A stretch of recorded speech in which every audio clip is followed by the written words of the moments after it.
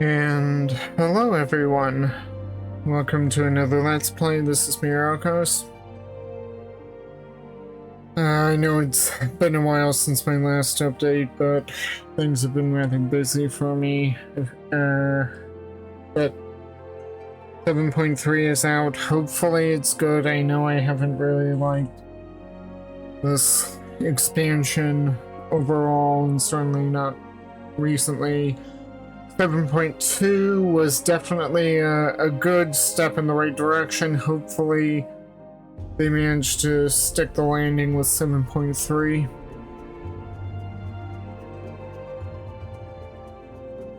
And so without further ado, let's get into it. And if you'd like what you see at any point, please like, share, and subscribe on YouTube. Give me a follow on Twitch.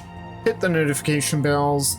It's a small thing from each of you, but it helps the channel out tremendously. Thank you so much in advance. With that, let's go in.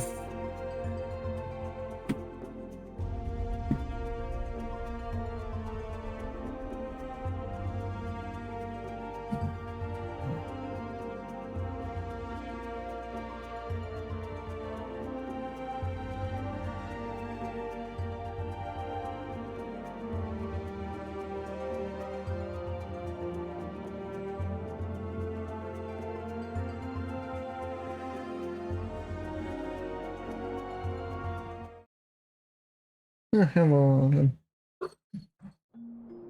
Hello.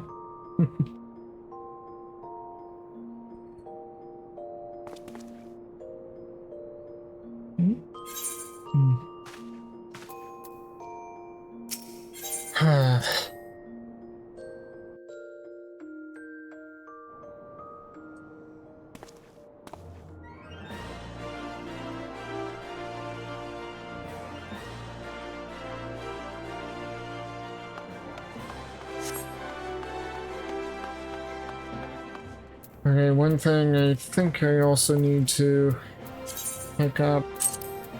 Yeah, I need Wondrous Tales for the week. Come on.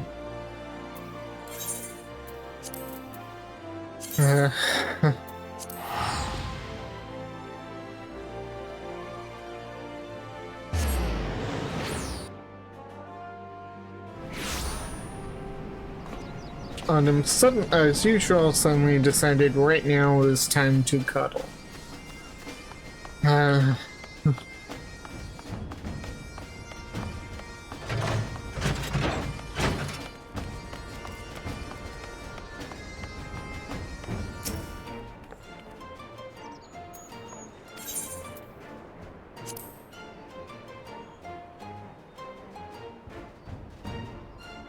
on. There we go.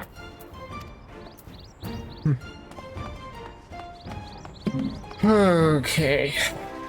So let's see what well,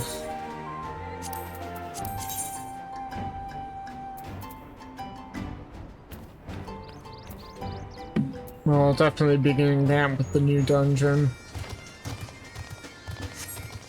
to do, so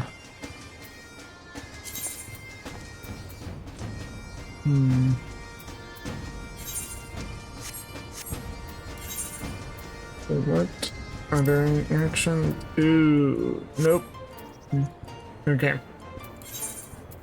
So go to Solution 9.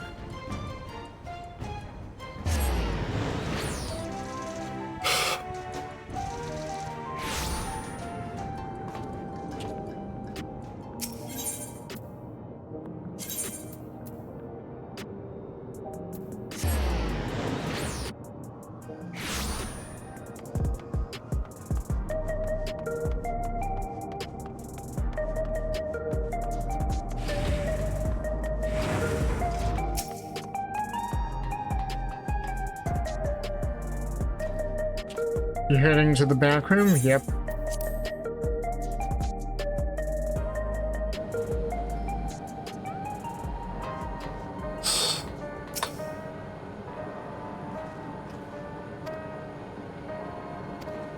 Okay, so all the no new dialogue.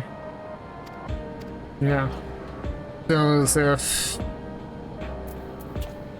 the new MSQ wasn't out, so this targeted tragedy. Shale wishes for a moment of your time. If you have a moment, Myrokos, Geode wants to take stock of the current crisis. Oblivion may be lacking the finer details in certain areas, so we'd like you to lend your perspective to the conversation. Okay.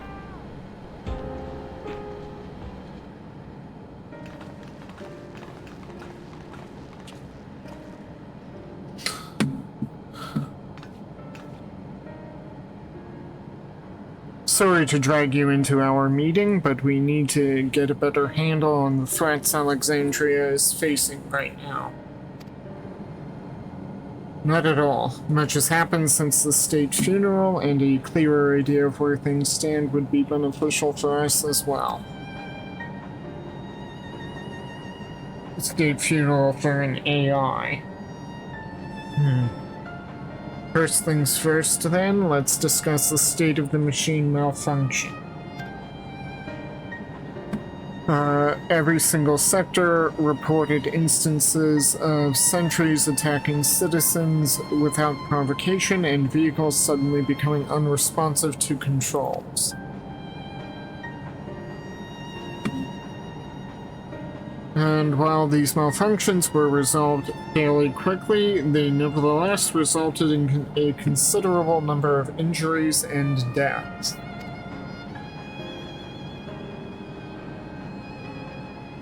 But you haven't heard anything about new incidents since then, right?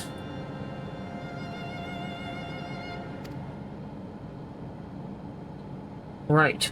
No additional reports have been logged as far as I know. That's good news. It is. And the bad news is I tried to take control of the soldiers when they started hurting people, but they wouldn't listen to me even though I have the king's authority.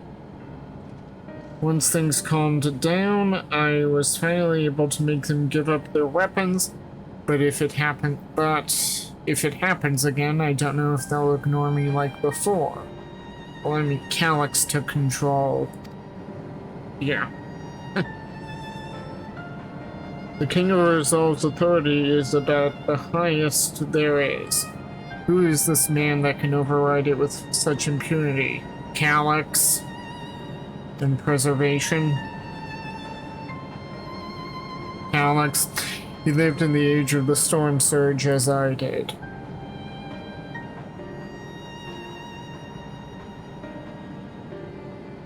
Lest you forget, he was known for his advancements in electric technology, and it was he who established preservation for the purpose of furthering his research.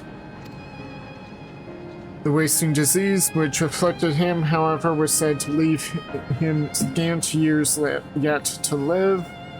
Scant years left to live. Yeah. He must have chosen to undergo conversion into an endless, that he might continue his efforts into the present day.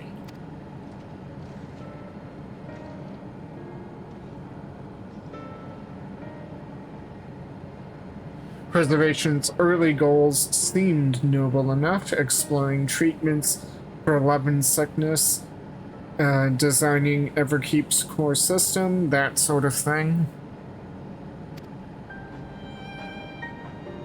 Why harm the people he was ostensibly trying to help? I do not pretend to fully understand Calyx's motivations, only that he appeared incensed by what he saw as mankind's failings. And so he became obsessed with fixing that, yeah.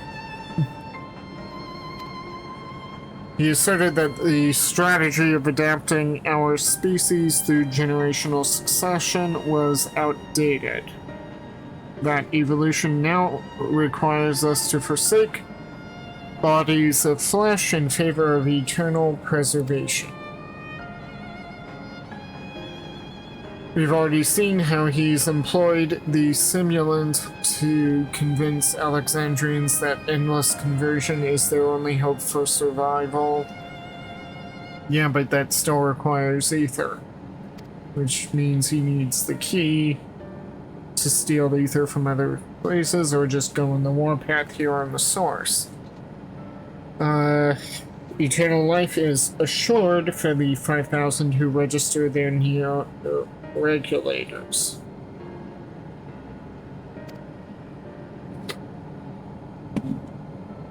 But this is merely one part of Calyx's greater plan. He wants the key to interdimensional fusion. With that relic in his possession, he will draw ether from the reflections and expand his efforts to create endless 1,000-fold.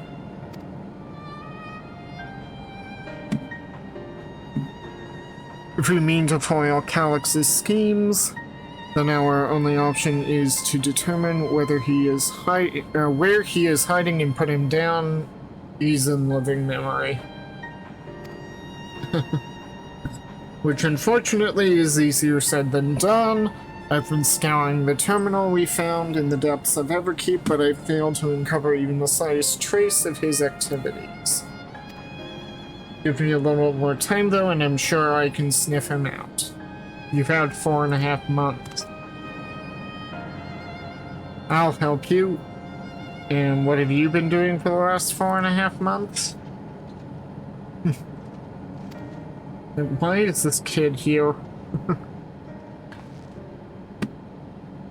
While Galulja and Shale are working on that, I think I'm going to take a look around town. I want to make sure no new problems have cropped up, as well as search for any information that might lead us to Calyx.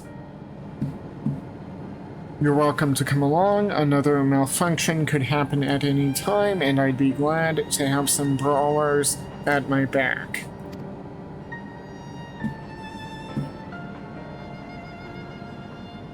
Count me in. Raha and the others are helping Oblivion patrol the other levels of the keep, so shall we stick to the streets of Solution 9? Sounds like a plan. Thanks, you too. I appreciate the company. I have to speak with the city's administrators about bringing in the Lands Guard. I want our soldiers around to protect those who are moving to Tuliyolal. Alphino and Alize will be joining me for the meeting, so the three of us can cover that sector as soon as we're done.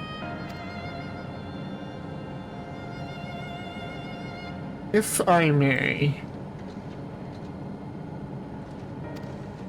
I'd like to join Myrokos' group, if you'll have me. Sure, why not? The more mouths to ask questions, the merrier, as long as you're aware of the dangers.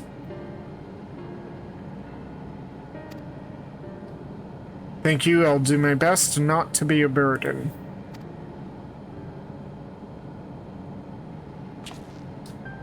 I'm more worried about you, Geode. Don't do anything stupid. You'll change your tune once we get back with the goods on Calyx, then the drinks are on you. Come on, let's continue this outside.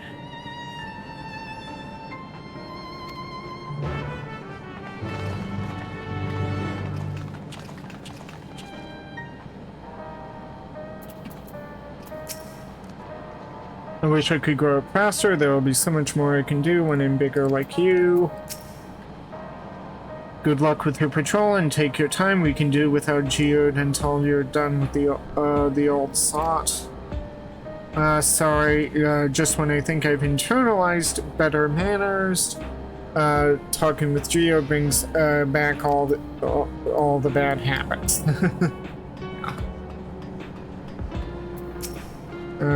Seems the machines are going quiet again, so I can get back to maintaining the weapons around here. But for the best, prepare for the worst, as they say. I don't think that's any different from the end of the last patch.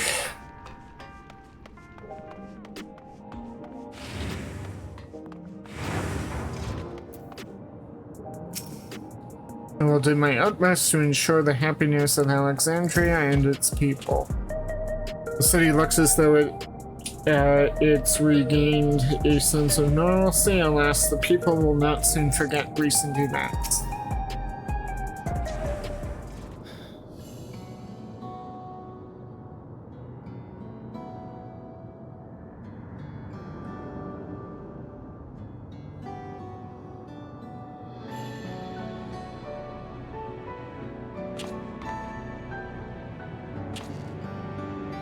Sorry, I was off in my own little world. Shall we get started? People seem uneasy. Are you alright, Geode? Let's see what there is to see. I'm a little worried about Geode. Me? I'm well enough, given the circumstances.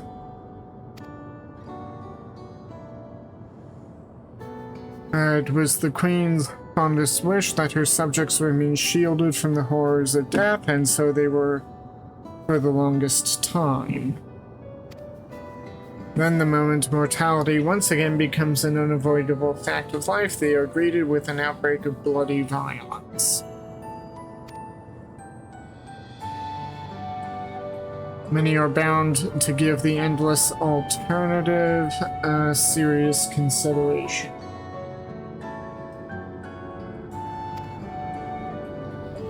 Indeed, and I do not blame them for that. It is only natural that such thoughts should come to mind.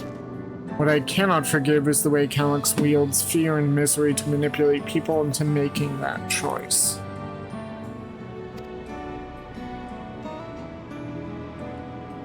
No one, not Calyx nor anyone else, should dictate how we cope with the specter of death. And one who lived as an Alexandrian, I wish to put the choices for this country's future back into the hands of its citizens.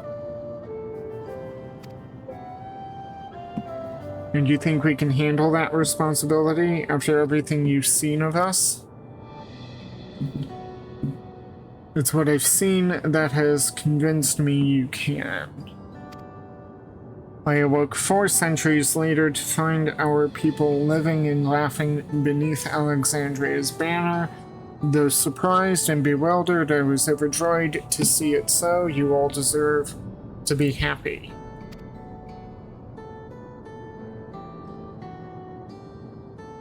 Well then.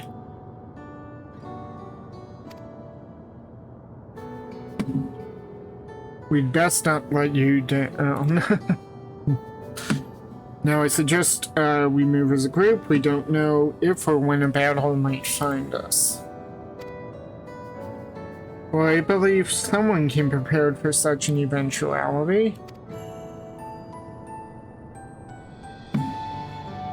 Is that the grimoire you retrieved from the old castle? Yes, my parents gifted it to me when I was a child. They were adamant that I should learn to protect the things important to me. I was fortunate enough to have a tutor in the arcane arts, so I lay claim to some small measure of skill.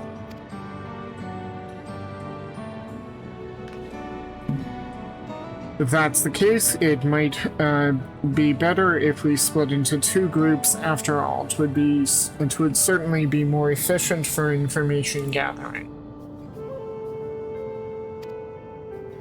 I guess that makes sense. The 2 of you can take to the west side of the recreation zone then. Myrokos and I will take the east. Very well, we shall end our patrol in the plaza just past Trueview and await you there.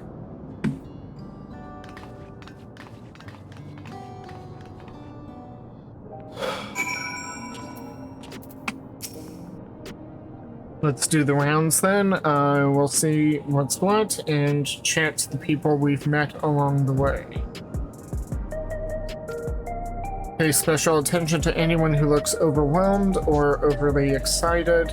Hopefully that will earn us a tidbit or 2 we didn't know before.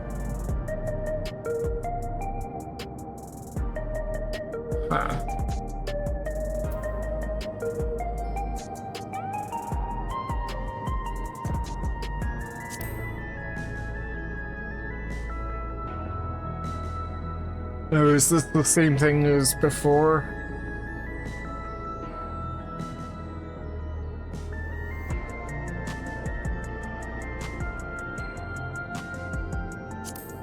Yeah, it's that they updated the images, but yeah, this is the same stuff as like from Myrokos. There's a dialogue box, parting ways, yeah. Good that they gave a little reminder.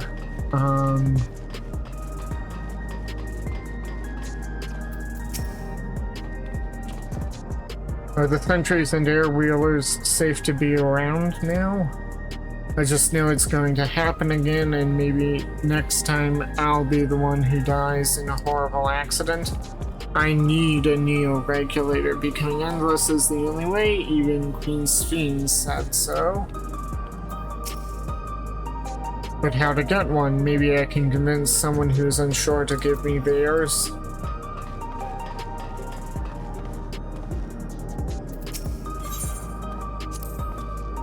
Ah, the memories. I used to drink around here all the time.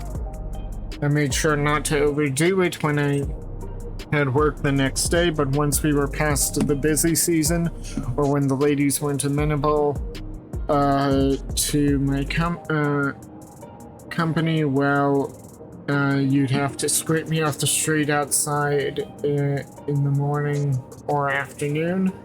The worst I ever got was on what should have been the worst day of my life. If only I could remember it. I was still wearing a regulator back then. It was also the day I first met Shale, although I guarantee she's forgotten it completely. Dang.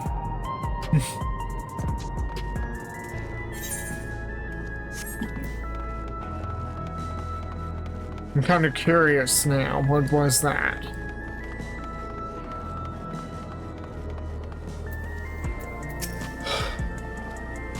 What has me in such a fine mood, you ask? Well, I've just registered my new regulator. I was leery of becoming nothing but memories at first, but now that I've gone through with the registration, I've never felt more at ease. Also, once it's done, the regulator displayed the current numbers of the 5,000 slots available. Over 3,800 have already been filled.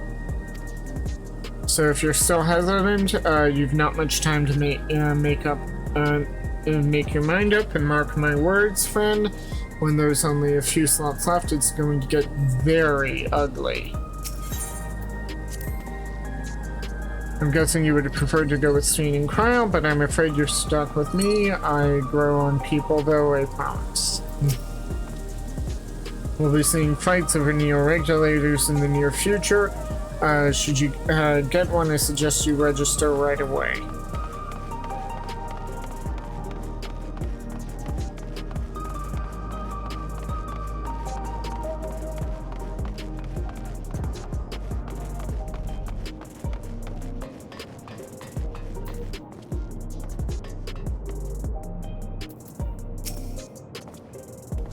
You want to hear my story? Well, I appreciate you offering me sympathetic ear. There's not much to tell. If you must know, a good friend of mine died when those machines went crazy. His air wheeler dropped right out of the sky and he didn't survive the crash. Yikes. Damn fool wasn't wearing a regulator. I know that's not so strange these days, but he never bothered with one. He was at peace with the idea of dying someday, and I thought I understood what that meant until it happened. Myrokos, a word? I feel like there was a new factor in these stories we've heard, one we hadn't considered during our discussion with everyone in the back room. That people are still deathly afraid, that fights are likely to break out of neo-regulators, that a victim of the violence wasn't wearing a regulator.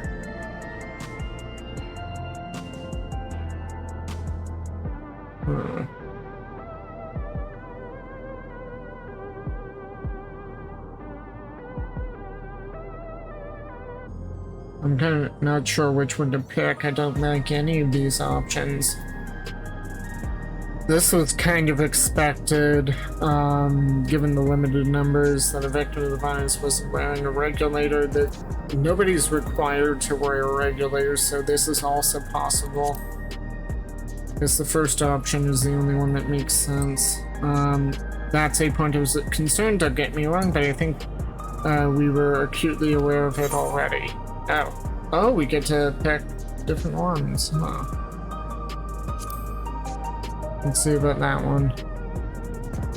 Yes, that's it. Okay. The vast majority of residents have always worn regulators, so it's not a detail we'd normally think about. With the supply of souls cut off, though more and more people have been going without them, we need to look into the casualties from the recent attacks and check whether or not they were equipped with regulators. Let's ask around on the street over to the east. It was pretty chaotic at the time, but maybe we'll find eyewitnesses who can help us confirm if this was a pattern or not.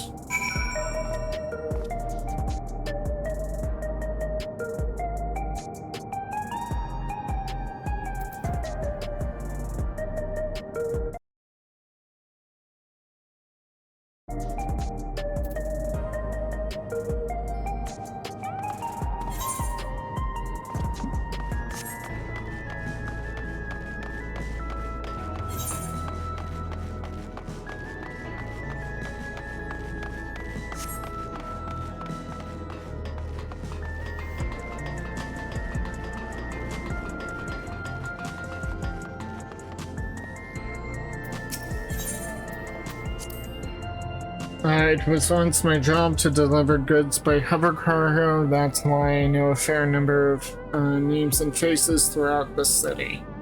The little ones who'd jump for joy when I brought them packages, the old lady who'd always greet me with a smile. I'd hate for anything bad to happen to them.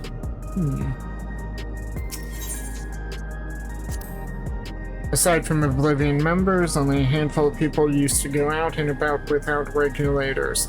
How times have changed.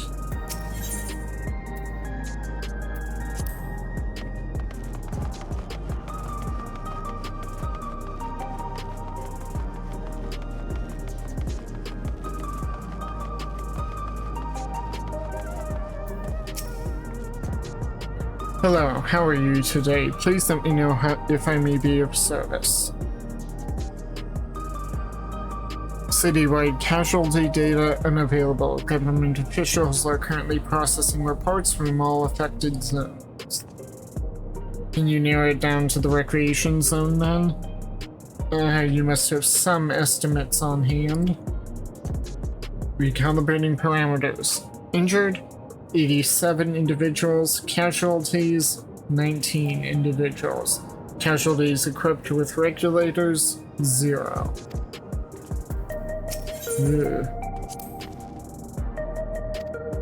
Alright, now that statement there on the talk makes sense.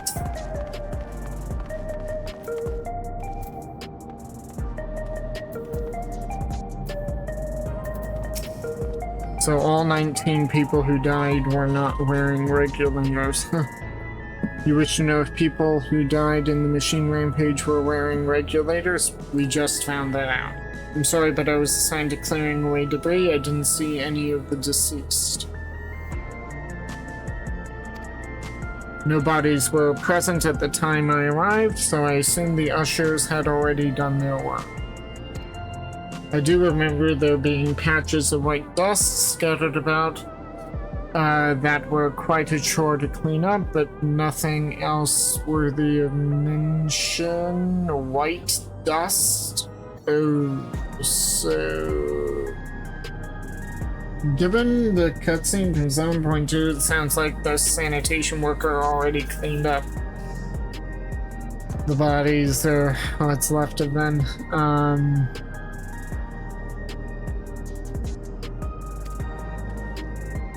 Myrokos, I think it's time we rejoined Crown's team. Yeah.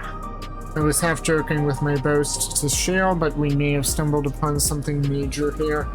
We should share our findings and keep pursuing this avenue of inquiry. Didn't Kyle say to meet them in the plaza just outside Trueview? Let's get going. It's terrifying to think that death might be waiting for us around every corner, but what can you do but keep working and hope for the best? Come on, we should meet Kyle and Sween at the plaza. I can't say I'm thrilled to have Shale owe me a drink over something like this. Okay.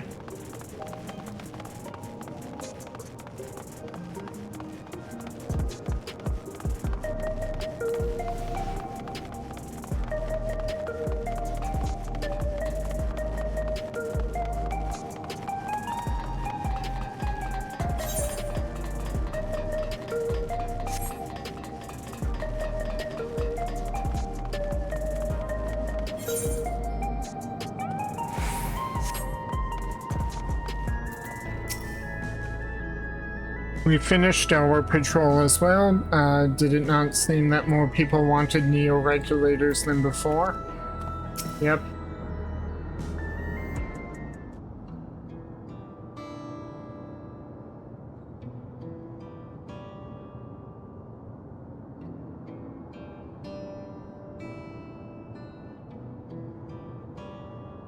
So essentially you're saying that the people who were killed by malfunctioning machines weren't wearing regulators.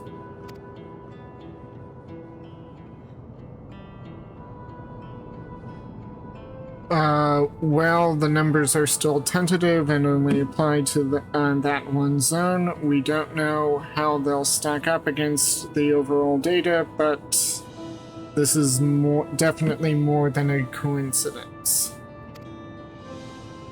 I think it's safe to say that anyone who had removed their regulator was a priority target. Now that you mention it, the person I was treating for injuries wasn't wearing one either.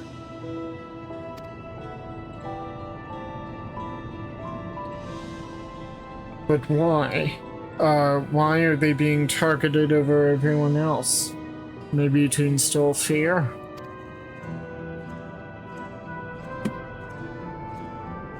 Based solely on the lack of a neo-regulator, we cannot judge if a person has no desire to become endless, or if they simply failed to acquire one of the limited devices.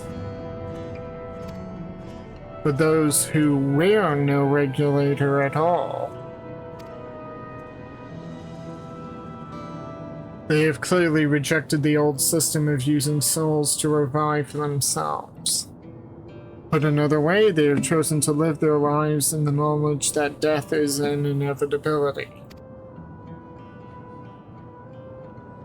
The chances that such resolute people would wish to become endless are far lower, I would imagine.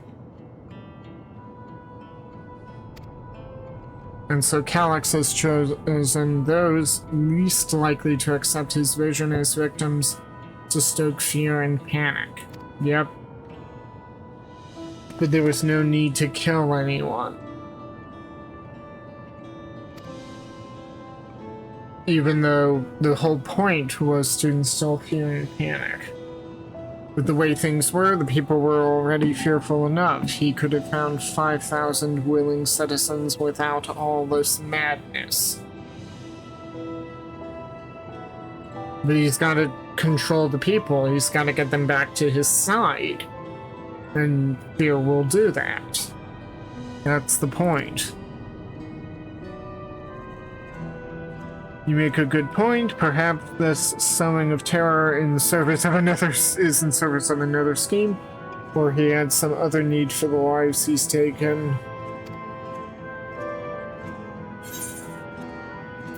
What of the dust found at various sites? Could something have been done to the victims?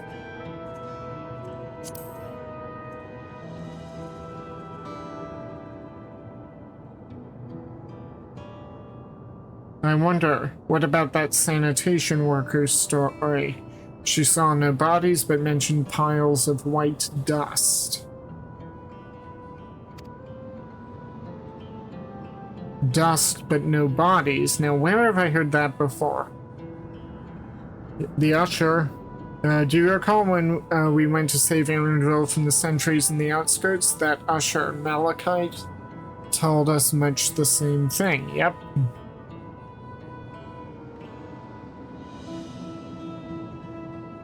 When I arrived, I found no body, only a pile of dust, which the wind quickly scattered.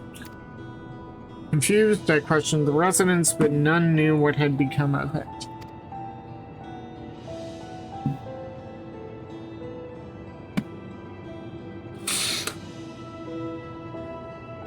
That both stories speak of missing remains is suspicious enough, but the shared mention of this dust is too much to ignore.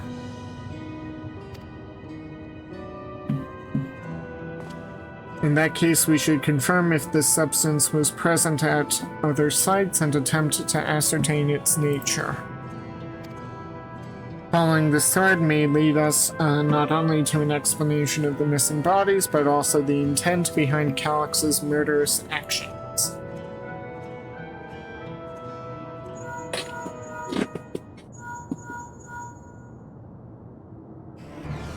Myrokos, we need your help. I've lost control over the soldiers in the residential area. They may be trying to hurt people again. Oblivion members are on their way now, but you are close enough to are you close enough to join them?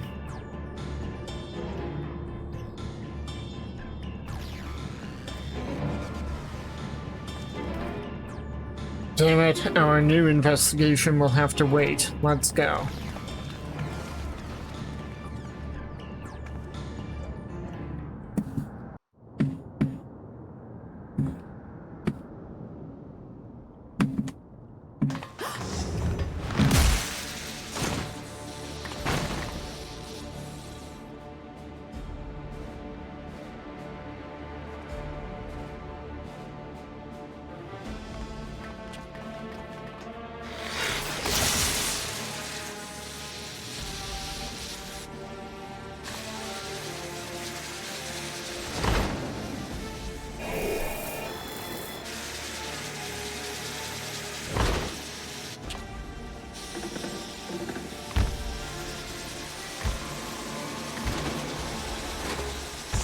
Stay back! Stay away from me! Leave him alone!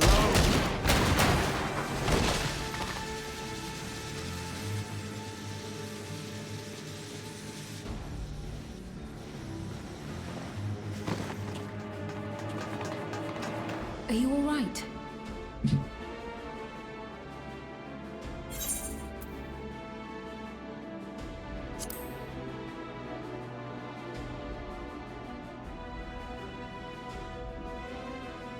What happened here? A sentry walked into my apartment, even though I'd locked the door and everything. I managed to run, but the man who tried to save me...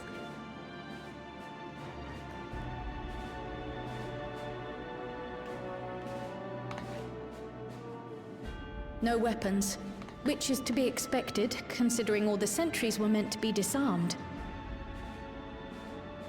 Yet it was ordered to attack all the same, even if that meant using its bare hands.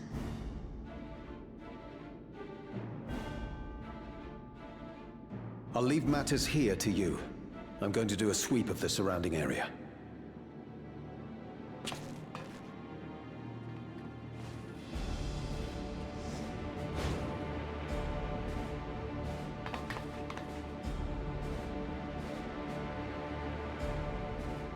Do you know anyone else in this sector who no longer wears a regulator?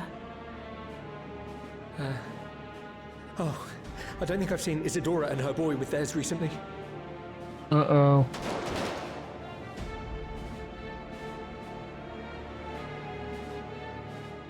Go to them, quickly!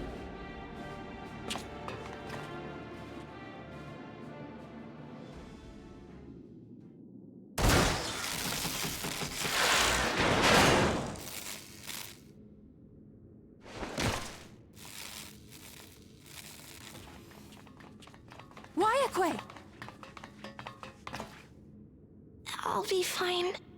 But Isadora's in bad shape.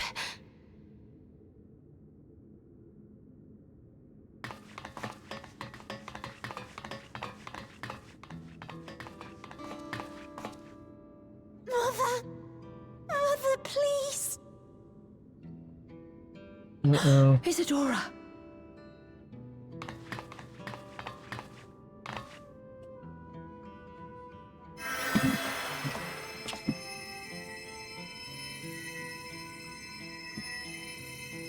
Oh, thank goodness. She wasn't struck anywhere vital. I'm sorry. If only I'd gotten here sooner.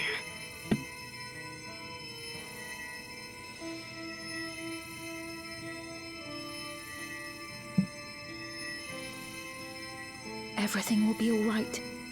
I promise to make your mother better. Hmm? What happened to the sound?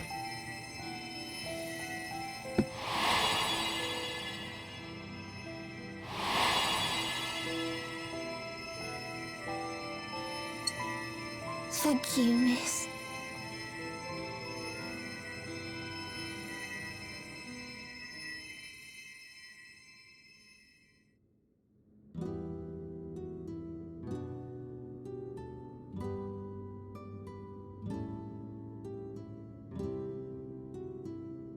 Will she sleep like that forever?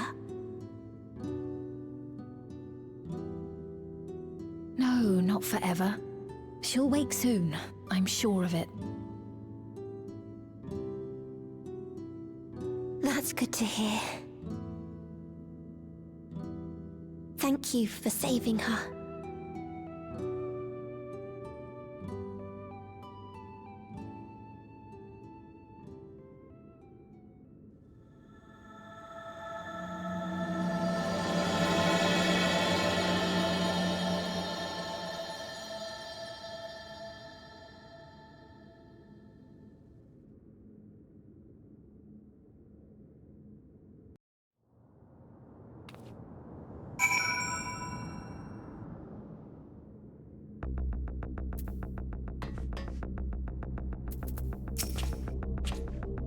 She should recover in due course. I'm glad we arrived when we did. When I was sick and couldn't move, my mother was always at my side, always keeping me company, and I'm going to do the same for her.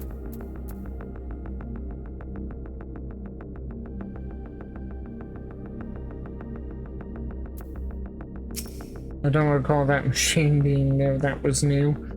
Forgive me, I was reckless. You shouldn't have had to waste time tending to my wounds as well. Did you see our other comrade back there? He stayed behind in the lobby, but I heard the sounds of fighting. I'm sorry, he must have fallen protecting the resident.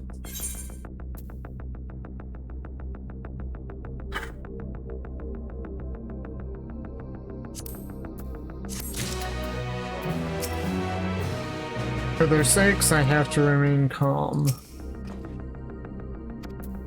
Okay. The endless choice. Wayakwe is fearful for her comrade. Our comrade, you think he might have been struck down? If he is wounded or worse, I should go to him. Wait, please, it isn't safe, and you still need rest. Would you stay with Milos and watch over Isadora for me? We will tend to your friend. I thank you. Please be careful of yourself.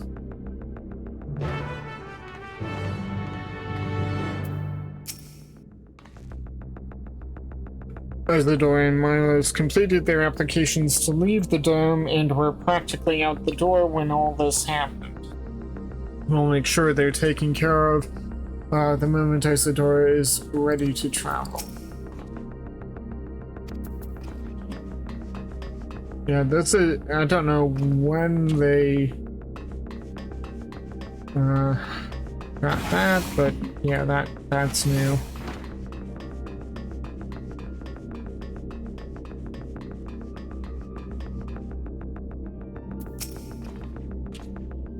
That man, this is awful. Why is this happening?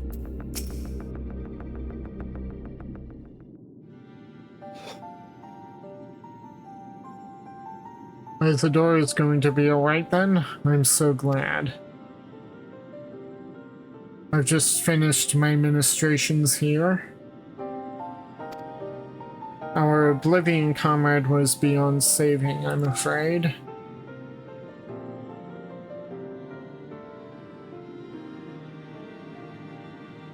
That brave soul, he gave his life to save another.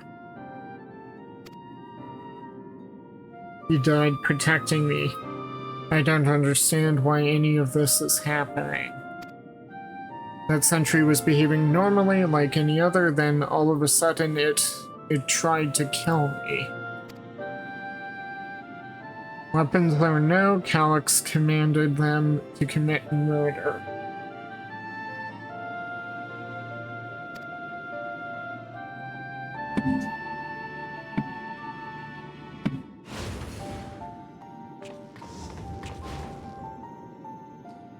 Is it over? We came as soon as Myrokos sent word.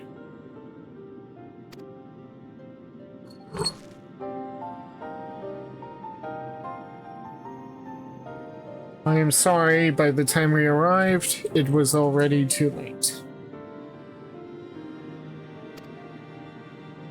Then Geode could be in trouble too. Once we have this radius locked down, we need to find him. But why? Has something happened?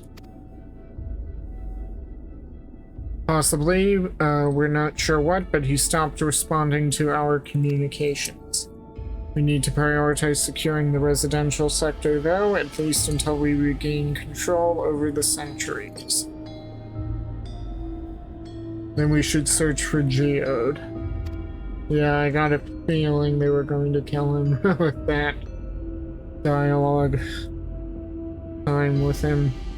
I agree, since most of Oblivion's members have sworn off regulators, if our theory holds true, then they could be prime targets for the next attack. Please do what you can to shepherd the residents to safety, but avoid the sentries at all costs.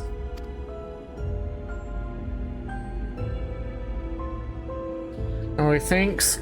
Here, take these communicators.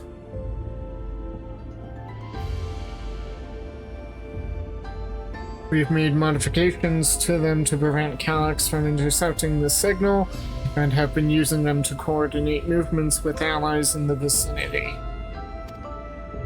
So not like the last one. Okay. Wayakwe has one too, so I'll ask her to keep healing Geode. Good luck and stay safe.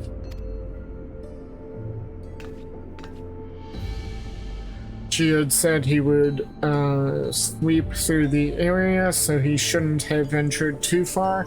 Let's get going.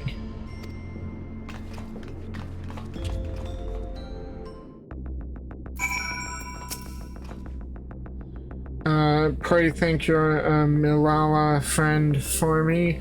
I would still be a helpless mess if not for her encouragement.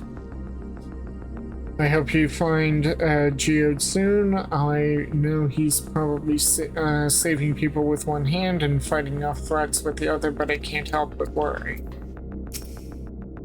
Leave matters here to us. We'll see to our fallen comrade and make sure no one else comes to harm.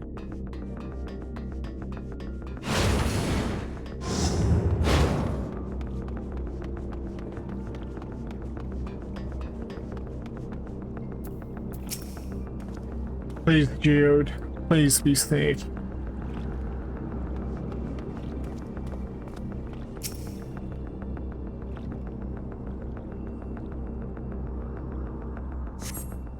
You see no sign of Geode, perhaps you should search further to the east.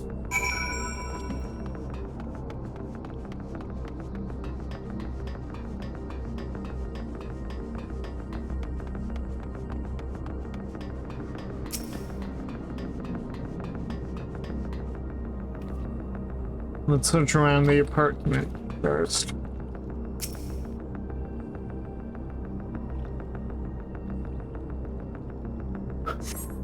You see no sign of Geode. Wayako's voice crackles forth from the communicator. Geode, answer me. There is no response. Perhaps you should continue your search further to the east.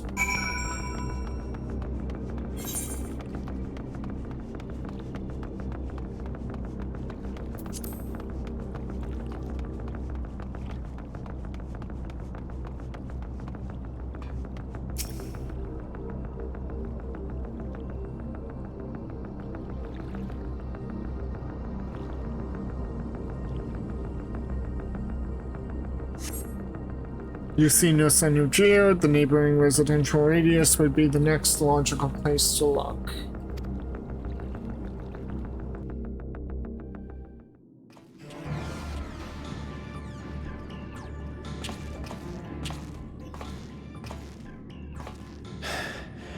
This is the only place left. Let them be safe.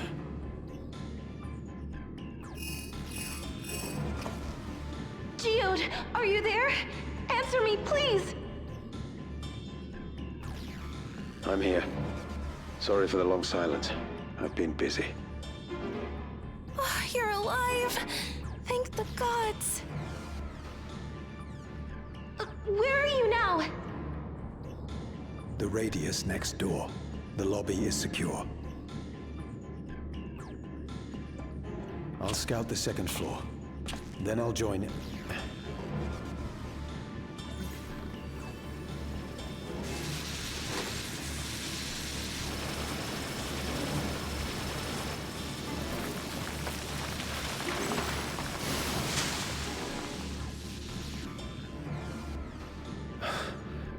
That dust.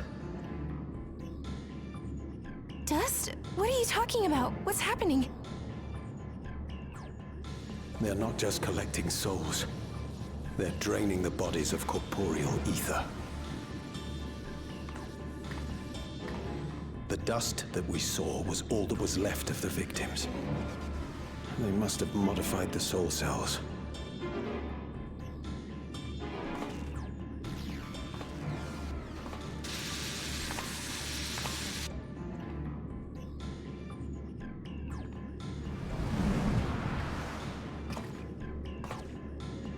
Shit.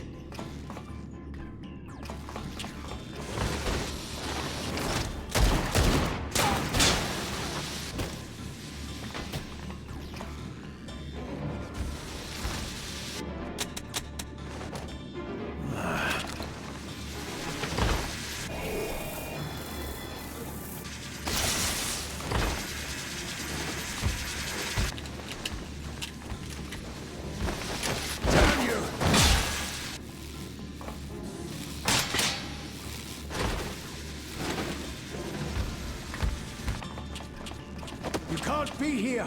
You need to run, now!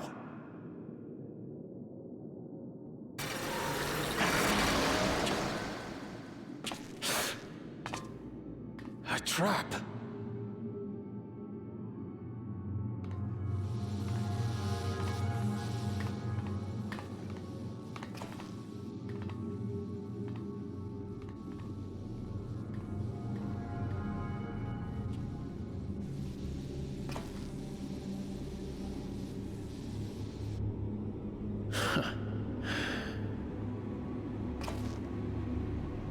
Take care of the others, eh?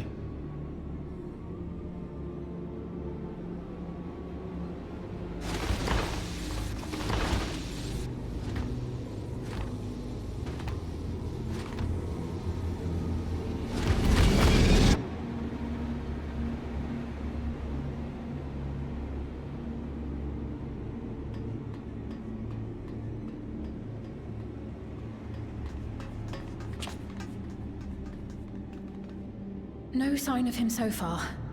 This way, maybe?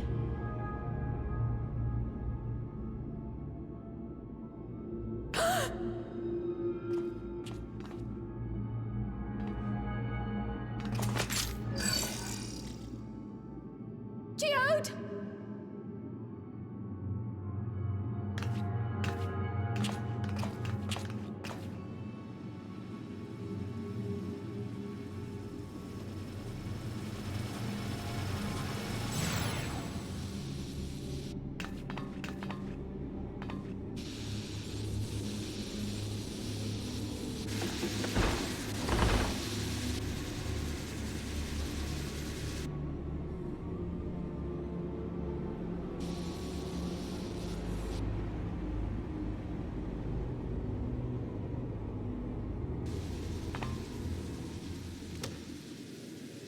A shame.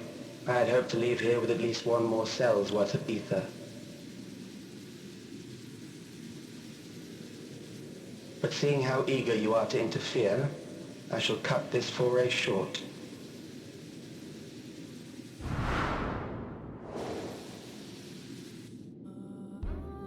Calyx. What could you possibly stand to gain from these atrocities? Ether sufficient to generate 5,000 endless. How would you acquire it? How would I? Until I have the key, the reflections are closed to me. Thus do I make do with the sources at hand. 7% of Alexandria's current population will yield the energy to convert 5,000 into endless. With 11%, operations could continue unabated for 800 years. Our bodies are fated to decay sooner or later. These ones refuse the gift of eternal life, so what difference does it make if I return them to ether now?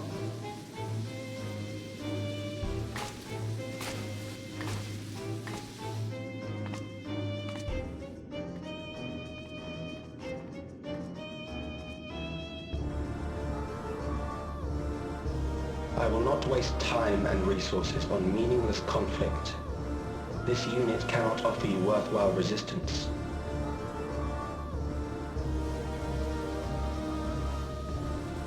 Instead, I pose a question.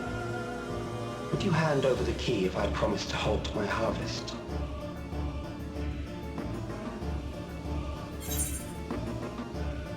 You would only seek other victims. They will halt your harvest by defeating you. He's only going to seek other victims. He's already made it clear what he's going to do. It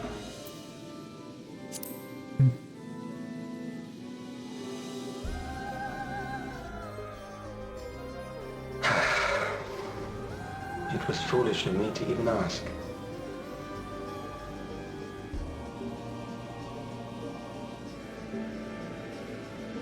I return to my work then. There is much to do if I must take the key by force.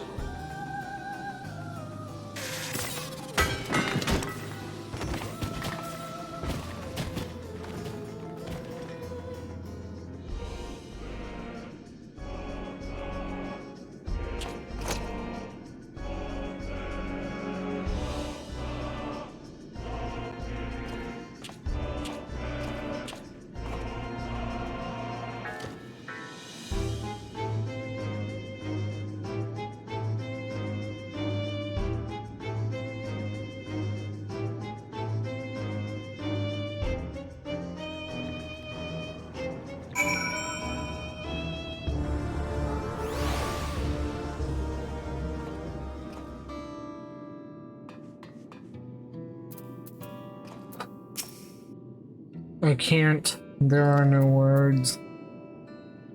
Well, considering how little time we spent with Geode, I'm not feeling any particular attachment. Yeah, this isn't quite like the other NPCs that we barely had any time with, but we had meaningful interactions. Whereas we barely spent any time with Geode. They tried to pull a Papa Limo and it failed to stick the landing, at least with me personally.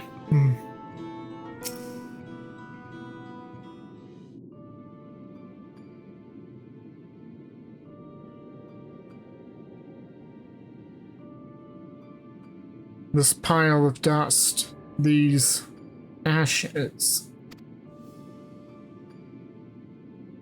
and the soul cell he left behind. Was that his twisted way of returning Geode to us? Damn you, Calyx. Damn you and your careless cruelty. He was our friend. Even so, some might say every death was justified if it meant 5,000 Endless could continue their immortal lives. But they wouldn't be immortal forever, because they would still require ether.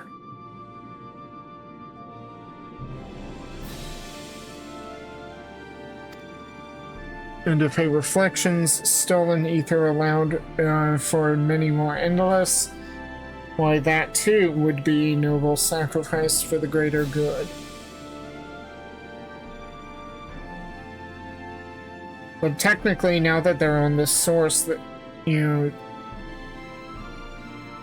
going for people on the source would actually be more ether rich, because of the greater etheric density of their souls compared to the other reflections.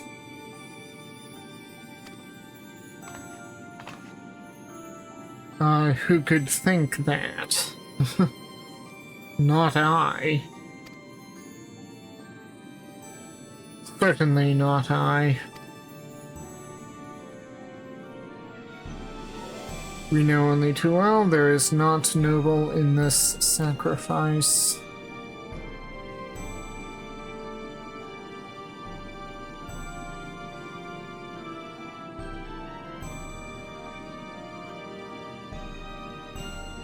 We have to stop him, we have to find Calyx and put an end to this madness as soon as possible. And under no circumstances can we let the key fall into his possession, Myrokos.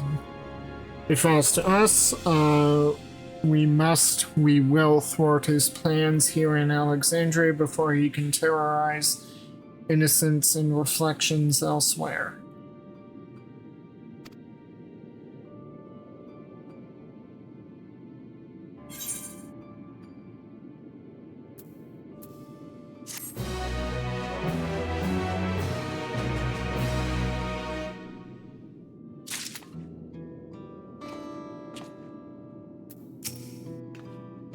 I will hold on to Geode's gun. If you could take the soul cell, please. My memories and yours. Though gripped by sadness, Fiend spurs herself to action. We should return to the back room. Shale and the others need to know what happened. Yes, I'll ask Waya to meet us there as well.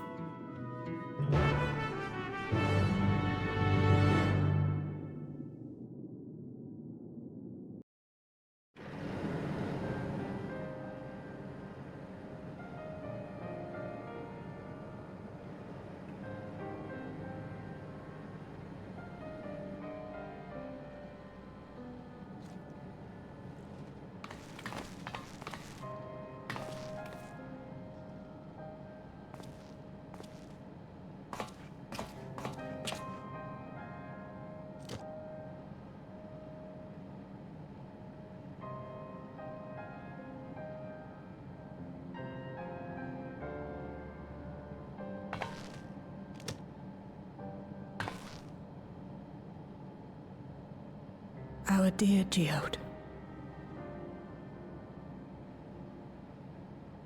The soldiers. If only I'd been able to control them. This isn't your fault, Gololja. The blame lies with Calyx, and with him alone. It's all so senseless. Why force his plans upon us when we're already happy? Living our lives. What does he even think life is? I'll never forgive Calyx for doing this. Or myself for being powerless to stop him. Wait, where are you going? To clear my head. Don't worry, I won't do anything stupid.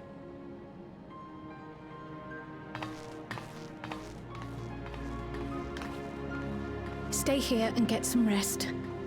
I'll make sure Nostalgia stays out of trouble.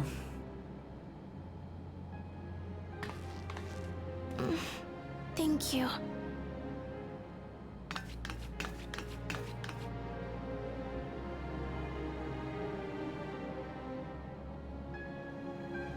Things would have been far worse if you and Geode hadn't rushed in there.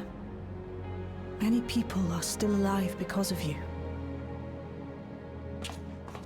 And after adding what you discovered to the leads we've dug up, I'm hopeful we can determine where Calyx is hiding.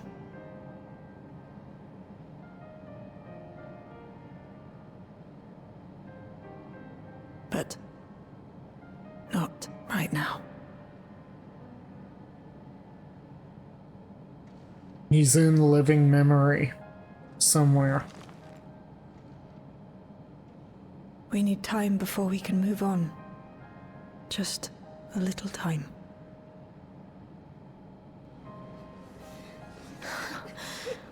Oh, Geode.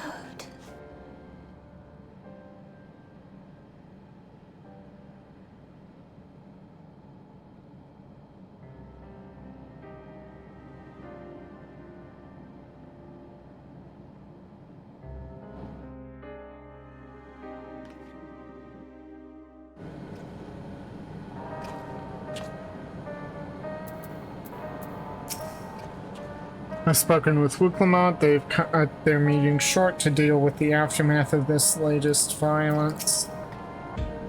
I assume you know better by now, but I hope you're not planning to try anything alone. We are all here with you. I am told that the members tasked with keeping residents safe return with the body of their comrade. They all risked so much. We have made a swift patrol of the other levels and confirmed that Calyx had carried out a number of targeted attacks, all to harvest more ether, it seems. And you know what? Considering that there haven't been any graves made for Solution 9, they take the bodies and separate the memories and the souls through orogenics back in the original plan. One of the questions that was never answered was, what do they do with the bodies? And I think they gave us the answer. So he's just doing what he has been doing all along. The only thing is that he's targeting people without regulators, and it's like, well, they're disposable, then there's no point.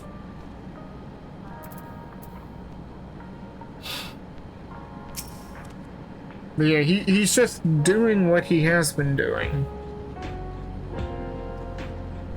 There's nothing new about any of this, and since we know there's still a time discrepancy between living memory, which is on the 9th shard, and the source, he's had centuries to do this, or to plan this, and all he could come up with was just keep on keeping on. I got back control of the sentries, probably around the same time Calyx left. I'm sorry I couldn't stop him. Of course, and Preservation built Solution 9. Of course they'd have backdoor controls.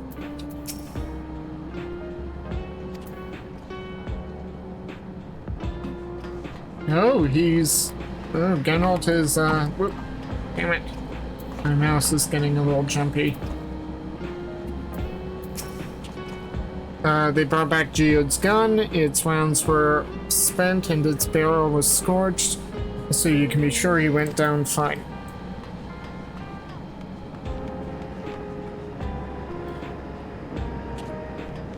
These are the times that test us most.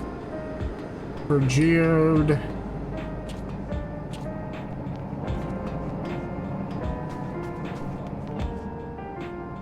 It's just too much.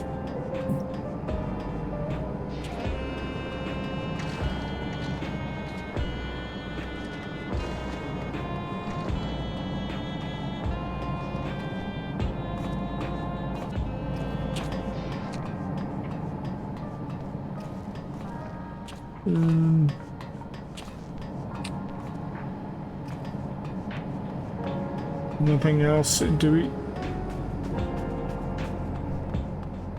They didn't give us that, so they only made that space for that one patch, okay? Kinda wish they kept that open, but... Okay. Another comrade gone. Some days it's almost more than I can bear. Geode was. He was an older brother to Nostalgia and me. Shale knew him longer, though, and is surely taking it the hardest. And that's on top of what happened with Kakiwa. Do you think you could check on her? See how she's doing? She's like to put on a brave face if it's me or my sister.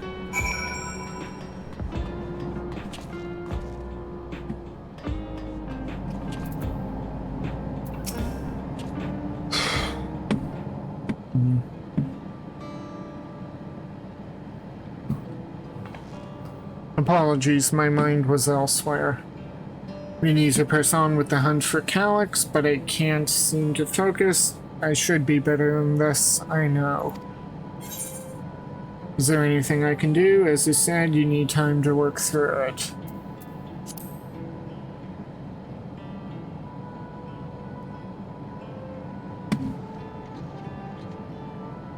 You can't help yourself, can you? Still, I appreciate the concern.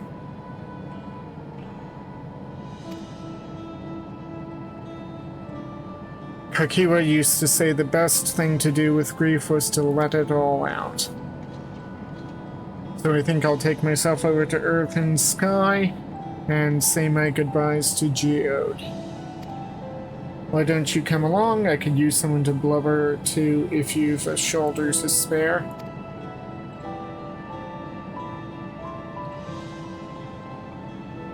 Alright then, let's go out of Everkeep for a bit.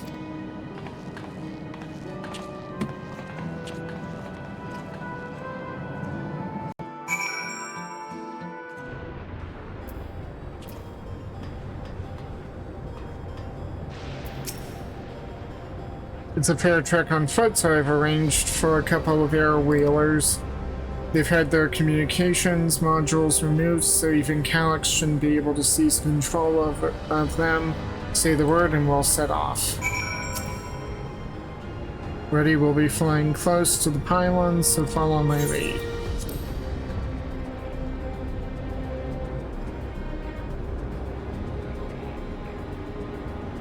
These air wheelers are Gunnol's babies. You won't find a smoother ride in all of Everkeep. For years now, I've been taking one out for a turn whenever I needed to lighten my mood.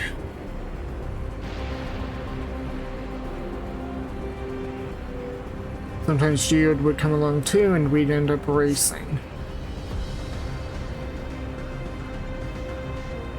Does that surprise you? Our friendship always had a competitive edge.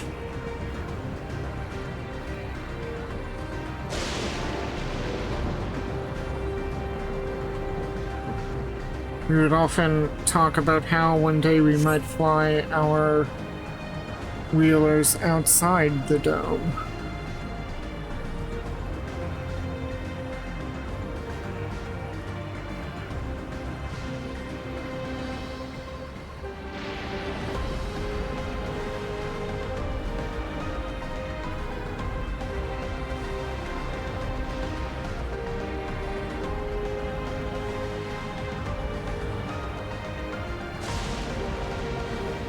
Almost there. Be sure the ground is clear before you touch down. I have one of these. I know how to use them.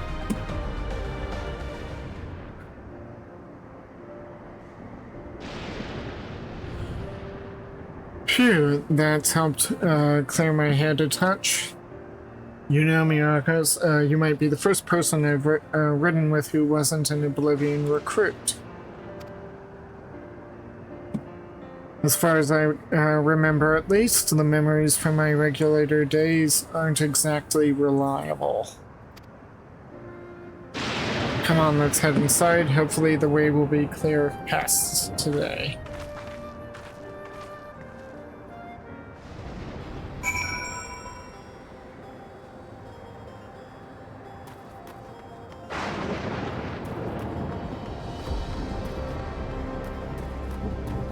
clear the way of monstrous intruders. Of course, there's going to be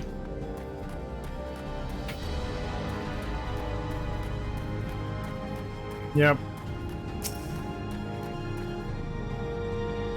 Just our luck.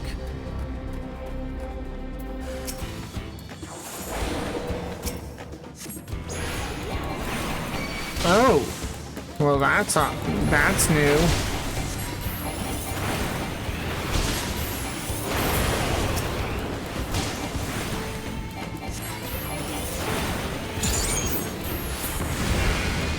Okay. I never thought I'd have to deal with them one-on-one. Thanks. We can usually avoid such encounters, but sometimes they wander in and block the only path. Not that it slowed you down at all. I've never seen you fight up close before, and the surveillance feed clearly didn't do it justice. Ahem. Hopefully that keeps the route clear for a while, shall we?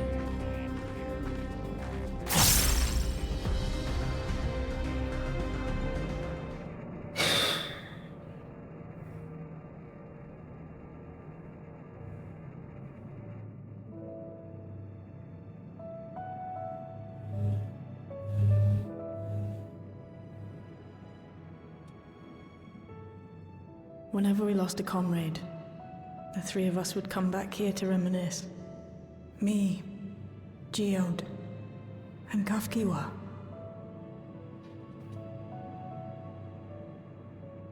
Will you raise a glass?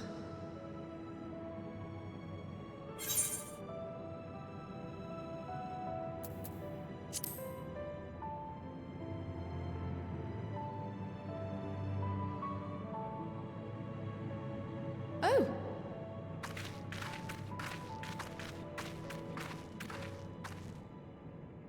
What are the two of you doing here? I had a feeling you'd show up. Would you like to join us?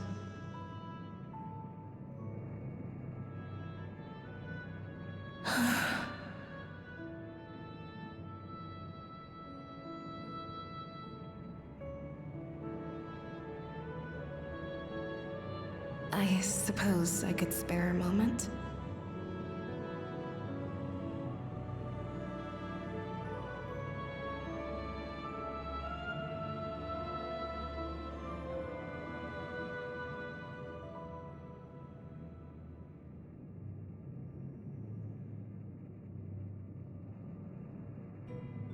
They tell us Oblivion's founders disappeared some decades ago under mysterious circumstances.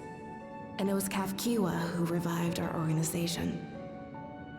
You and Geode helped her with that, didn't you? Tell us more about it. You're keen to know too, right? What they were like back then. The mad things they got up to. That sort of thing.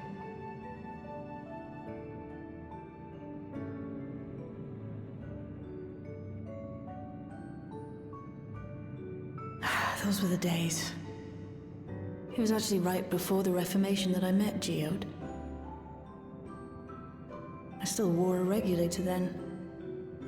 I'd recently lost someone close to me. And also quit a long stint as an adapter to work at a bar of all places. It paid me to sit with patrons and keep them company.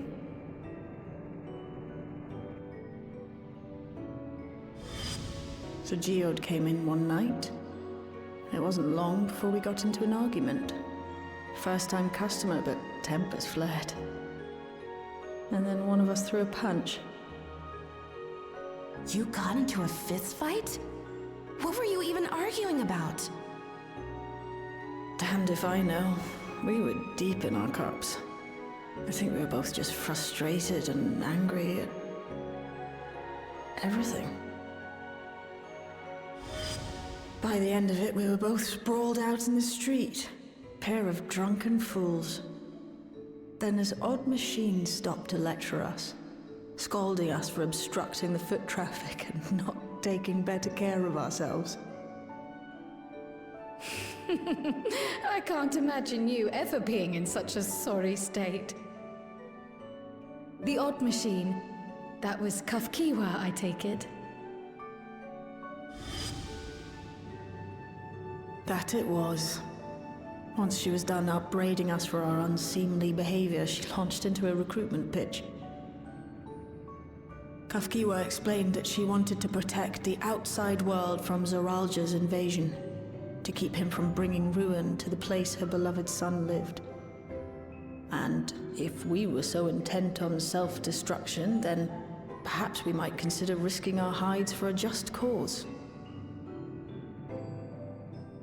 It was a lot to take in.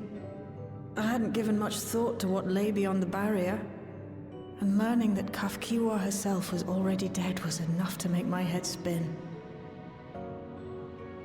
But Geode and I were intrigued by her ideas, and wanted to see this future of hers come to pass.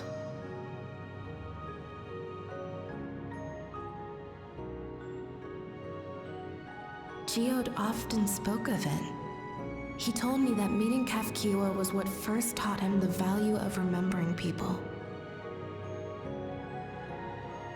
Like he was sharing a holy revelation. Oh, but back then you hadn't yet taken on Oblivion's name, had you? Is that so? I just assumed. It hadn't been Kafkiwa's intention to carry on Oblivion's legacy, nor adopt the cause your parents championed. Not initially, at least. She wasn't even aware such an organized resistance existed. She did, however, suspect the presence of other dissidents, those who objected to resurrecting the memories of the dead in defiance of the natural order. In the hopes of identifying like-minded comrades, we began searching the core system for traces of unauthorized access. And that's how we found it. An anomalous sector in the back of the Neon Stein. According to Melancholy, the door to that mystery had remained firmly shut since she took over the business. The back room. The back room. We forced our way in, only to discover that the hideout had long been abandoned. Although the occupants were gone, the equipment they'd left behind contained records of a group calling itself Oblivion. After reading through their exploits and their vision for the future, we made the decision to carry on their work.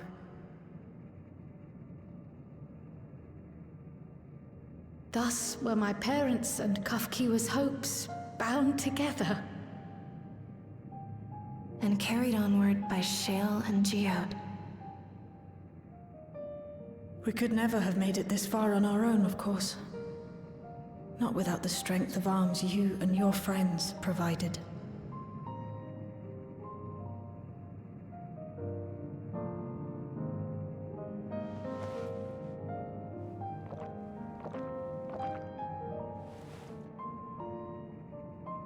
Losing comrades is a hard thing, but being here, thinking back on the moments we shared, I can see their smiles, hear their laughter. I feel their presence, and I know they're still with us.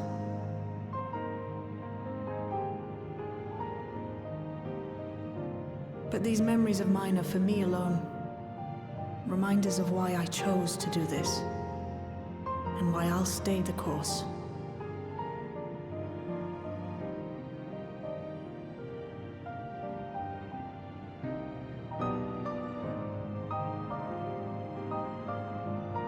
Right.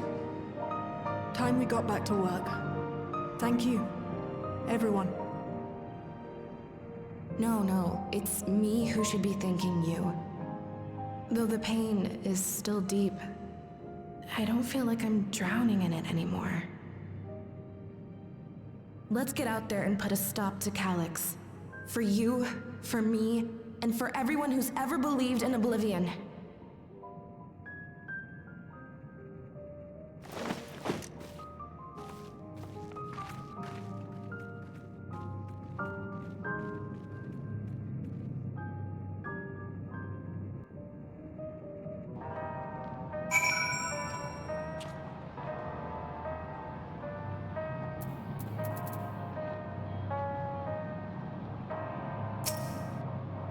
I appreciate your helping me through this, and not only the grief, you've helped me see that my comrades mean even more to me than I realize, which only fuels my determination. I'll be spending every waking moment working and to bring Calyx to account for his crimes. I'll do my part, then you do yours. Oblivion needs you.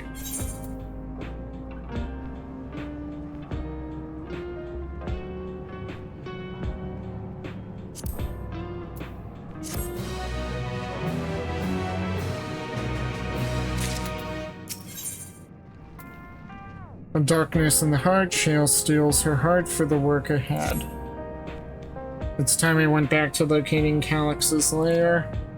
I have a new strategy in mind, but it remains to be seen if it will aid in narrowing down the possibilities. I'll ask Kryl for help.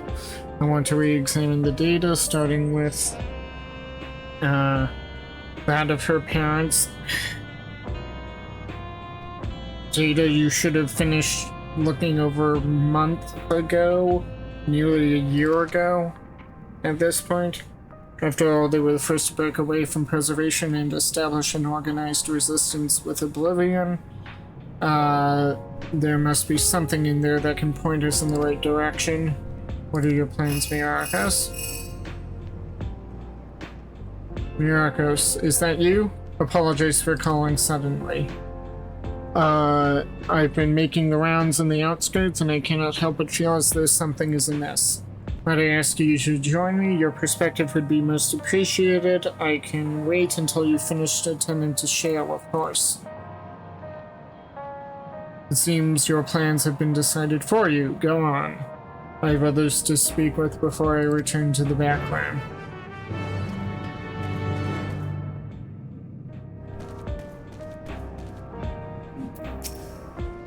As long as the memories remain, this wound in my heart will never fully heal, but it might be better that way. To feel something, even pain, is to remember that they lived and to know that I am still alive.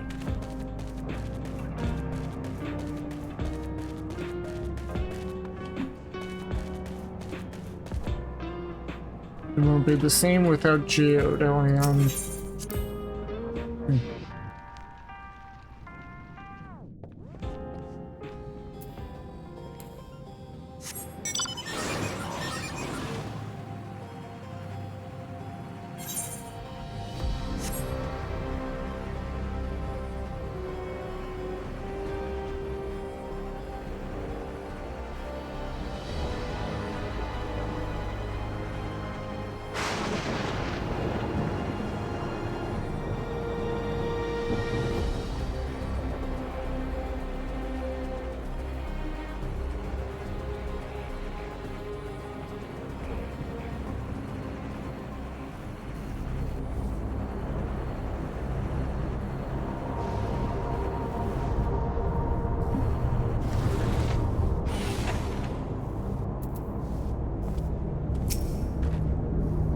Myrokos, thank you for coming.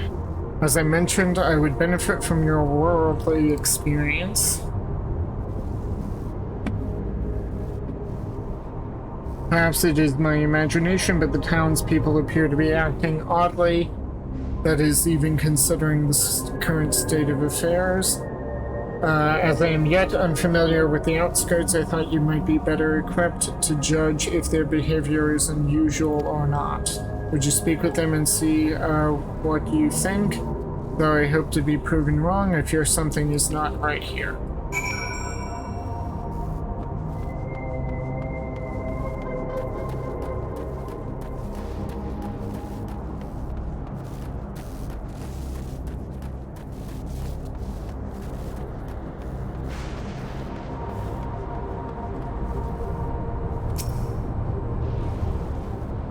You're not wearing a regulator. Don't you know the end is coming? Well, it's your life to lose. Me, I got myself one of those neo-regulators and registered a little while ago. As soon as I did, a display appeared showing the number of registered users. Right now it's sitting at 4,186. The upper limit was 5,000, wasn't it? Seems that the total shot up right after those machine malfunctions. It's only a matter of time before everyone is registered. I pity those who weren't chosen, but I'm going to be an endless. I'm going to evolve and live happily ever after. I hope you come to your senses and get your hands on a neo-regulator, friend.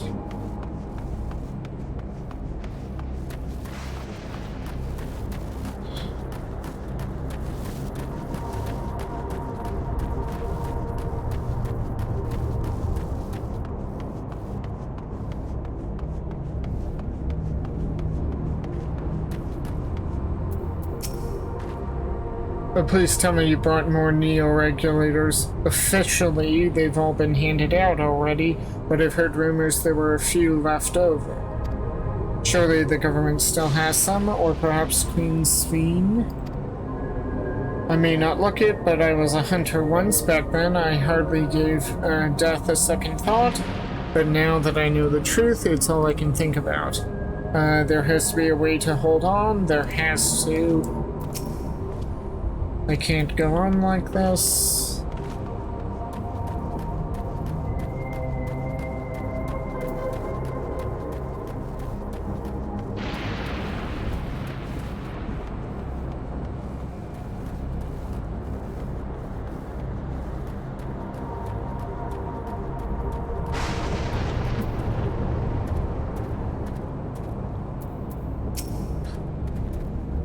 Greetings, I remember when you visited with Queen Sveen, come to check on our well-being, have you?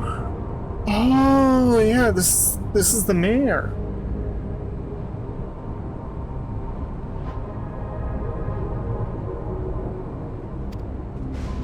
Well, I can say that things are rather stressful out here as well. Without knowing if or when our machinery might turn murderous, the specter of death is ever present. People are terrified, and the clamor for neo-regulators has reached fever pitch. I personally was fortunate to have claimed a new device early on, and have long since completed the registration. Death has no hold over me now. Now I must begin my prayers. The darkness draws closer, grows deeper, and we must cast it out. I must pray.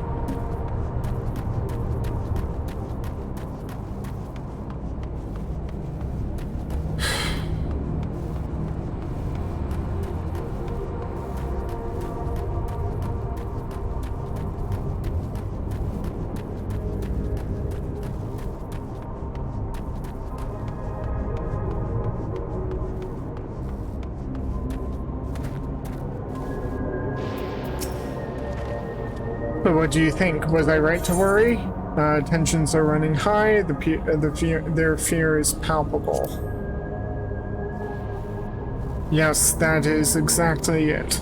The people are overwhelmed by uncertainty and fear, and with each new registration, that fear inside them grows more insistent. How long until it drives them into full-blown panic?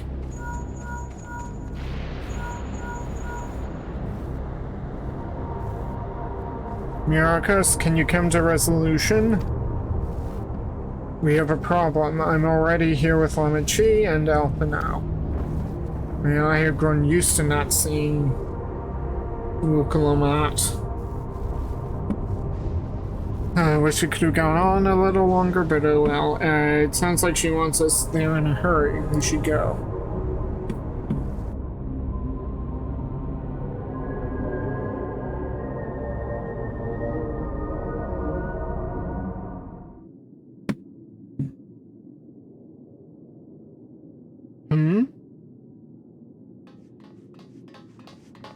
Living memories powered?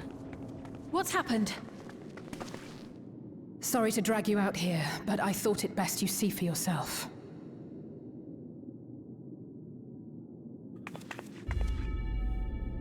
Death is your constant companion.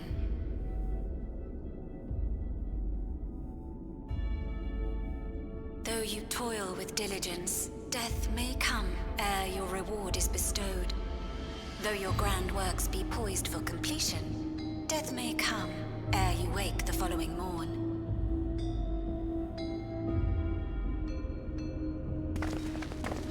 Though you enjoy a life of peace and good fortune, death needs but one instant to claim you.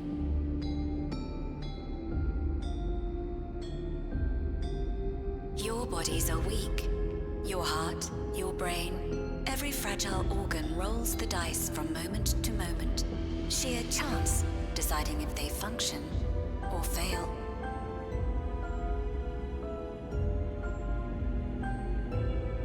Be you stoic or generous or righteous, no virtues tip the scales in that fatal reckoning.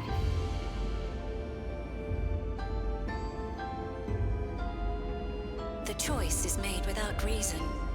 The end is cloaked in terror. That is what it means to die.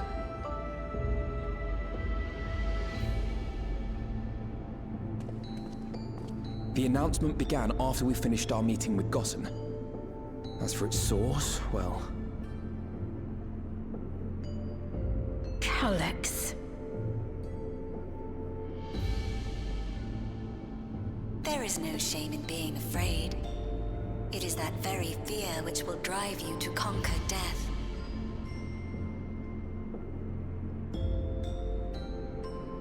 Let us set a new course for mankind. Let us preserve our existence unto perpetuity.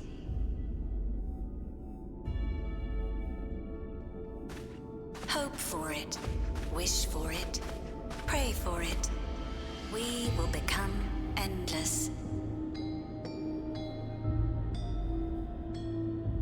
With evolution's brilliance, will we banish the ever-present darkness of mortality.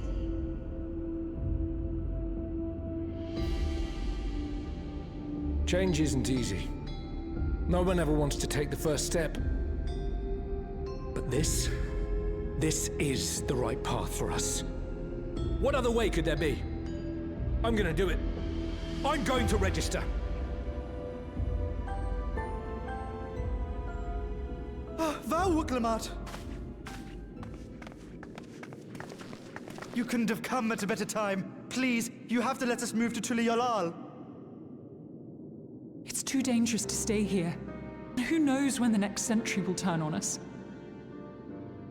Even if we wanted to become endless, there are no more neo-regulators to be had. Fleeing is our only option. If the solution was as simple as leaving, then we'd all have left already. Did you not hear the announcement? For the living, death is a foregone conclusion. No matter where we go, or who we shelter with, we won't get another chance like this to overcome our fate. Easy for you to say when you have that regulator.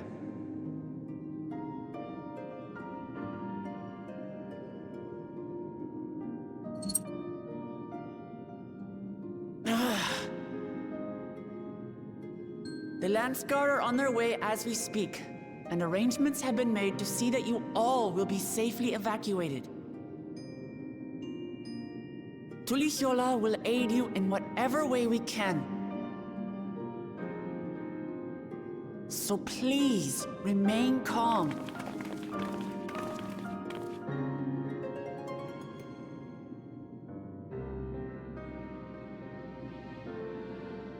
I want to help Alexandria. I want to save its people. But what can I do?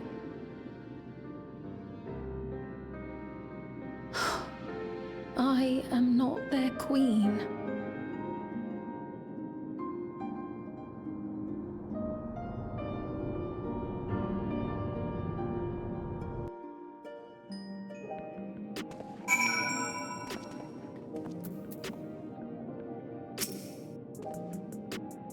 First those deadly malfunctions and now a citywide announcement. He has spent considerable effort recruiting his 5,000 Endless, perhaps more than necessary even. We had the hopeful to descended on Lamachi disperse for now. We could see tempers in the crowd. We're starting to fray. The latest wave of attacks may not have been as widespread, but people are reaching their breaking point. We have to stop Calyx and soon. My apologies, the sign is not responding to any of our attempts to change the display or switch it off. Huh. It could be a stock image. For all we know.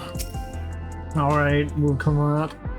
I'm sorry I couldn't have been there, couldn't be there in time. Kyle told me everything that happened while we were away.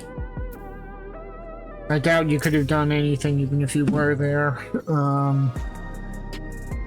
Calyx has access to the core system, which means that if he chose to do so, he could deploy the soldiers beyond the barrier. Even if our people learn to live with death and decide to leave the dome behind, they will not be beyond his reach. Yet if it serves to allay their fears even a little, I beg you, Wuklamat, please let them shelter into the Yola. We will welcome any and all who want to come. More repetition. Good heavens, we just had a voice cutscene stating this. Okay, we will welcome any and all who want to come. We've already begun evacuations, and we will be able to pick up the pace once the Lands Guard arrives. In which case, we had best spread out and keep an eye on the crowds. The mood is tense, and we must prepare for possible violence. If you happen to determine where Calyx is hiding, though, we'll be ready to move at a moment's notice. Surely we'll find a clue of some kind soon. He can't elude us forever.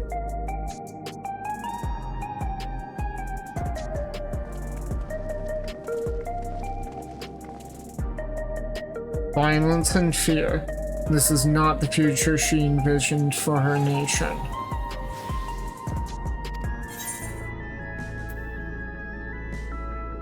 But that was an AI that was under Calyx's control. Wuklamat, get with the program.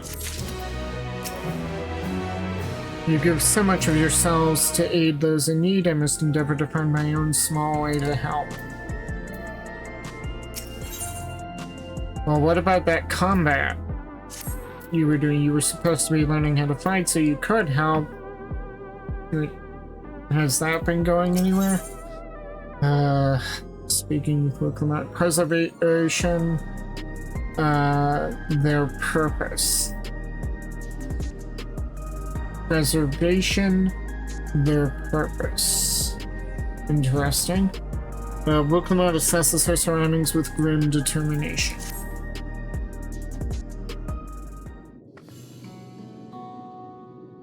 So the Yola would gladly welcome every last Alexandrian with open arms.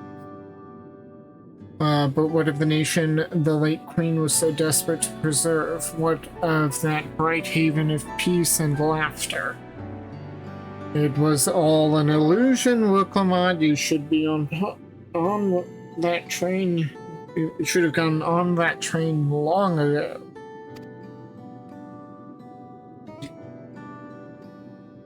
Wuklamat. I won't stand here and let her legacy be sullied any further. I will protect Alexandria. That was the promise I made her at the last.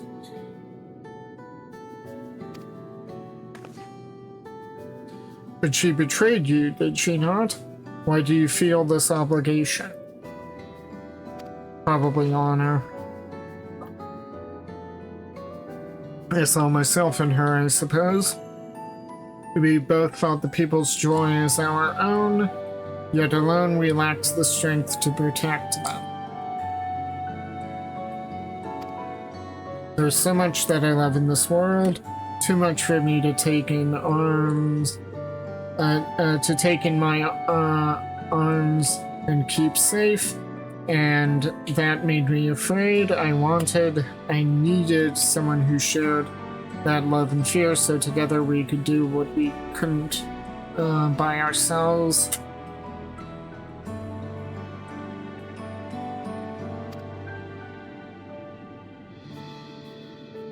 Or maybe it's simpler than that.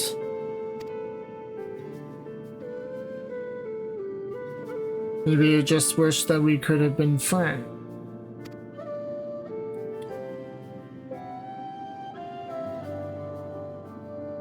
So when she turned to me in her final hour,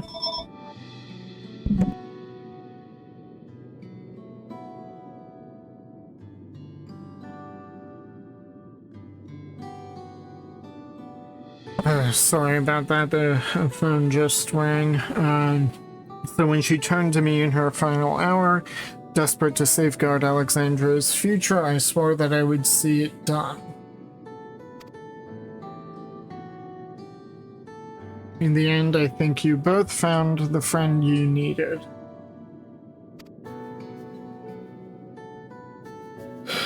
I would be yours as well, Sveen.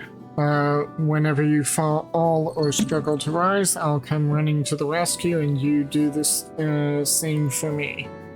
That's how we'll protect the things we love. That's how we'll protect Alexandria.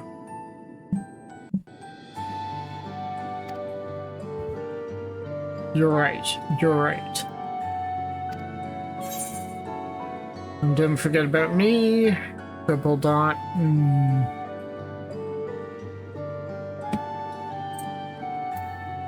I'll go with the first one, but I'm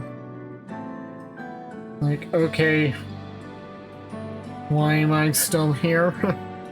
How could we? We'd not be where we are without you. Right, we got a bit sidetracked there. We should probably be on our way. Do we patrol or see if Shield needs a hand? There you all are. Oh, Galulja. Galulja. Ah, splendid. We were afraid we'd miss you. Alize and the others said you were here. Good news, Myrokos. We finally found a chink in Calyx's armor. And it didn't take you that long once you actually set yourself to work, so what gives for the last half a year to a full year? We discovered laboratories on Everkeep's 10th level that once housed a preservation initiative. Containment Complex 10-29 it's called, and it's been falsely registered as a distribution center. In reality, it hasn't recorded any traffic in decades. We don't think this is where Calyx is hiding as such, but it may well contain clues that will point us in the right direction. I'm sorry it took so long to get this far. If you're interested, what do you say we all go and check it out together? Thank you all for your hard work. This is a huge step forward. DPS, tank, healer, I see a party forming. What about Alize? Though. And up. We need to take the left to get to the complex. I've cleared this expedition with the relevant authorities and have one of our people waiting to operate said lift. Let's not keep her waiting.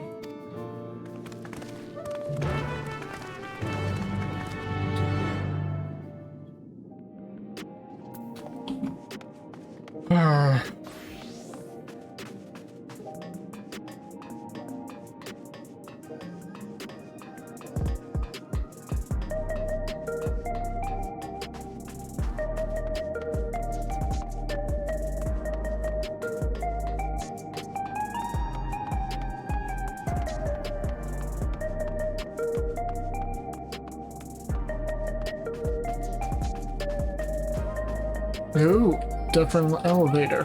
Okay. Preservation Laboratories. I shudder to think what they were researching, but this is no time to be squeamish. An institute on preservation scale would have had many such facilities in the city, yet I cannot help but wonder if this one is where my parents worked. Shale made me her assistant. She was teaching me the basics of data management.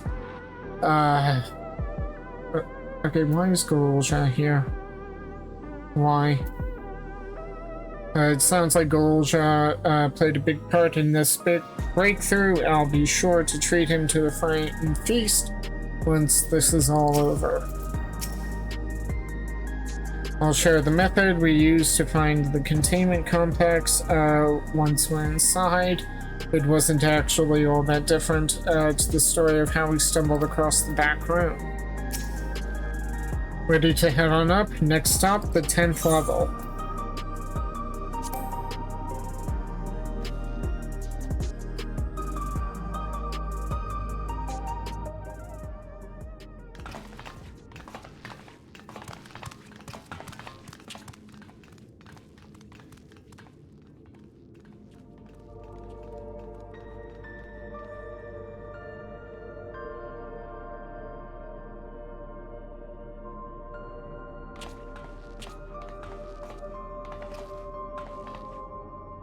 So this is one of Preservation's laboratories. It's so dark I can barely see.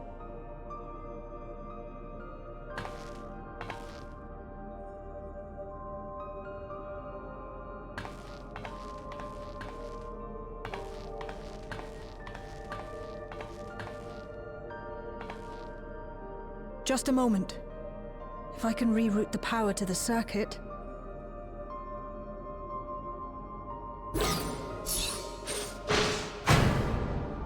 You got the lights working!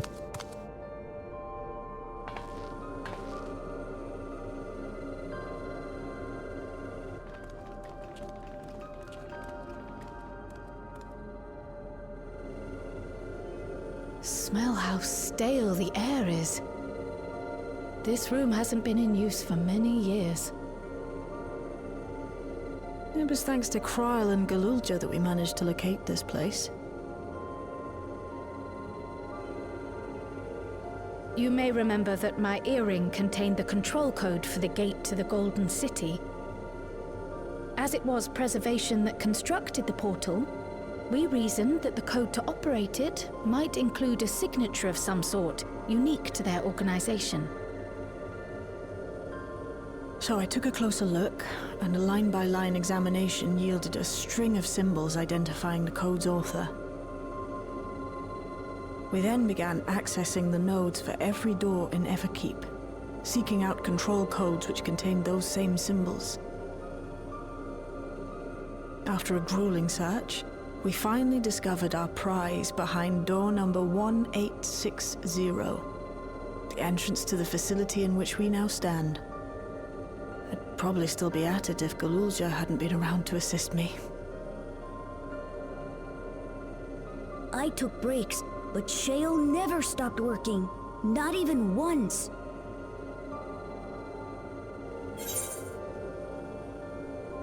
Your treasure, Shale?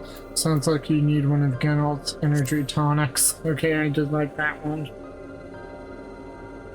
Those concoctions would probably do me more harm than good, but I appreciate the sentiment.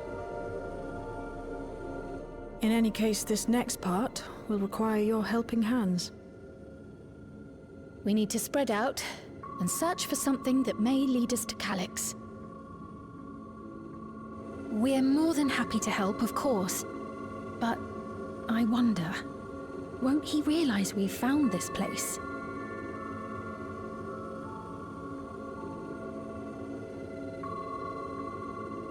It's highly likely, and personally I hope he does.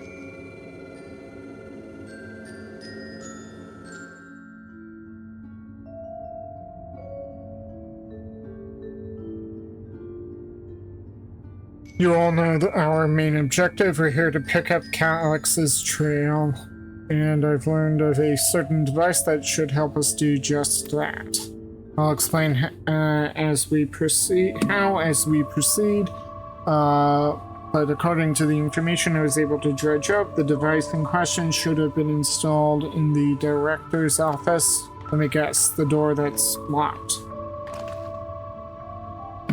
Now, as far as where that might be, yes, this map matches my data.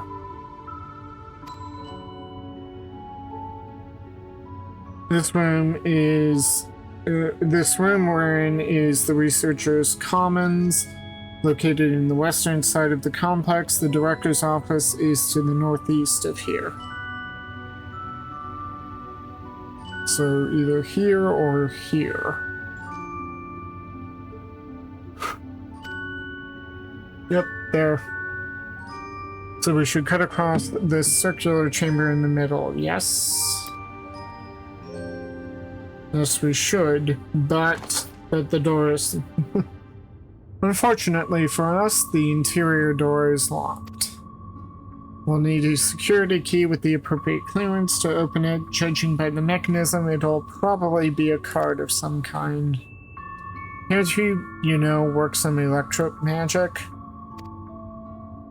I'll try my best, but this type of lock is well before my time. It may take a while to crack it. And in case I can't, you might want to look around and see if anyone's left a security card behind. Considering the state of the place, it does seem like they abandoned it in some haste. I shouldn't be surprised if we found one. Very well, let's get searching, shall we?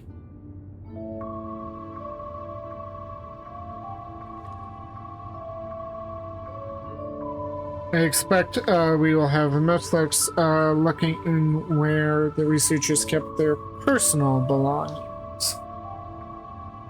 You begin searching Containment Complex 1029. Close cooperation will be necessary to overcome the obstacles barring your path forward.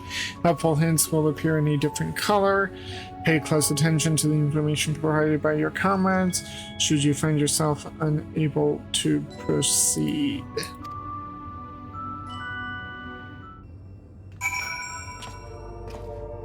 Okay, so it said personal effects.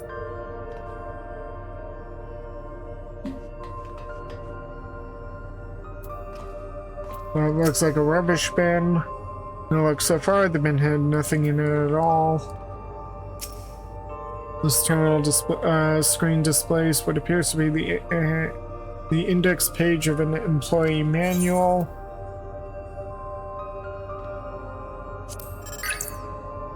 For security reasons, Containment Complex 1029 has been registered a materials distribution center.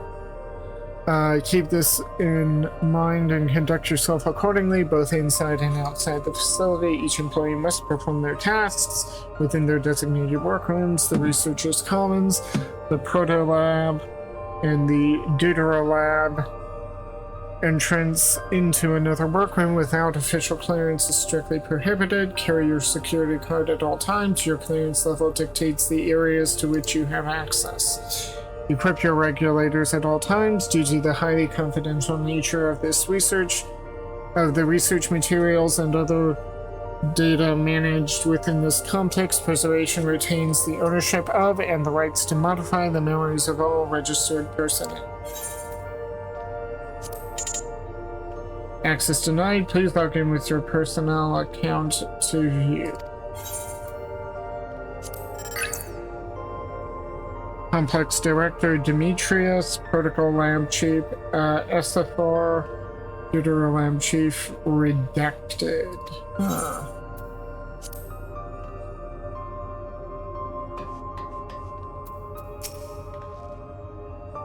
The arcane circuits in use here are decades old. I'll keep at it, but a security card might be the only way we're getting past this lock anytime soon.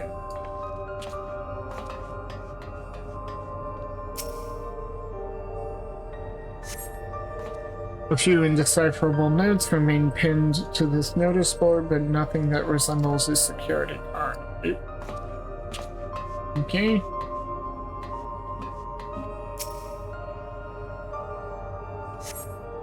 A few documents set in an untidy stack atop the desk. You find no security cards hidden among them.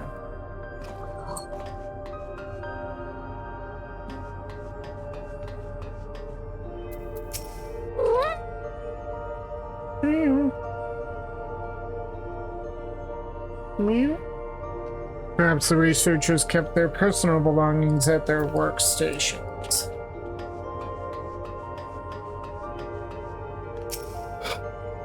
Doubt it's going to be there. You scan the bin's interior, hoping to find some card-shaped rubbish, but it appears to be empty. Nothing in there then? I'm not even sure where people keep their personal belongings in this day and age. The shelves are almost completely bare, but I'll examine the files just to be certain.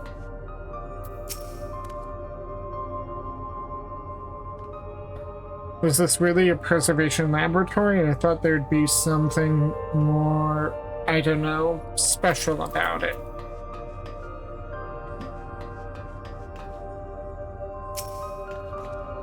It appears to be the only desk with the drawers already open. You can tell at a glance that the desk's former owner left some things behind.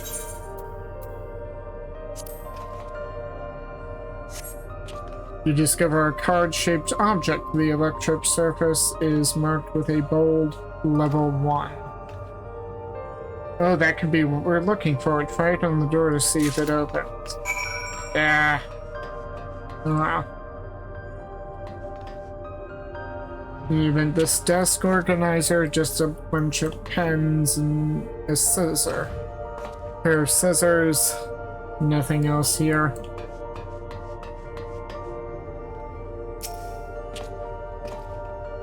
The scanning device, the card-shaped object you hold, looks to be of similar size to the scanner panel.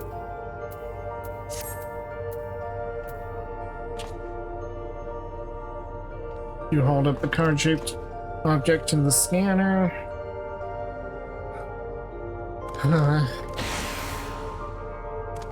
It's open. You did it, Myrokos. Yep. And a good thing too. I was getting nowhere with that outdated circuit. I'm curious though, why would they abandon a facility like this? It was run by a Director Demetrius, or so that terminal there told me.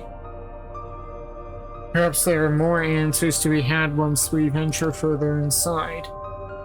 Then let's continue onwards. The door to the director's office is across the central hub.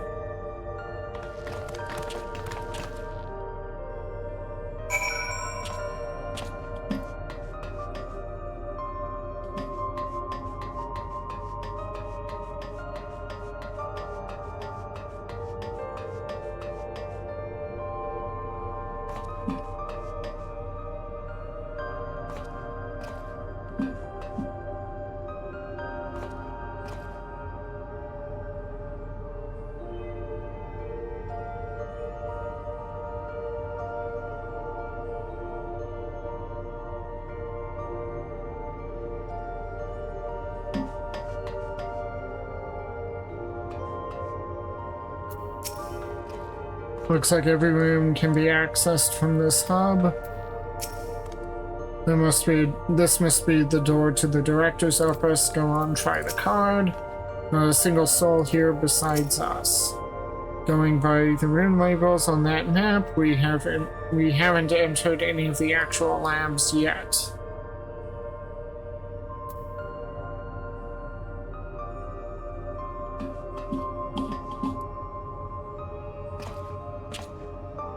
Director's office.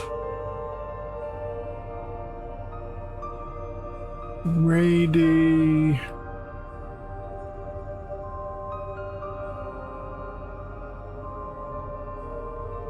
Something or other.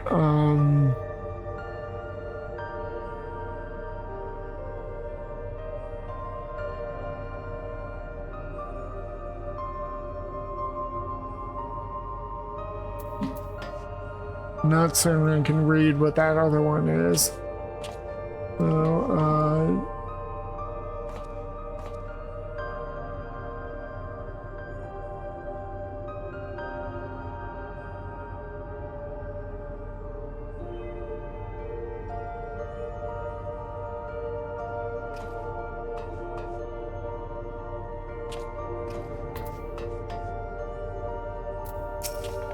So, another locked door. We can try the same card again, but Yeah. You hold up the level 1 security card, but the scanner beeps in disapproval. No good. Maybe we need a different card. Yes, the scanner is demanding level 3 security clearance to open the lock.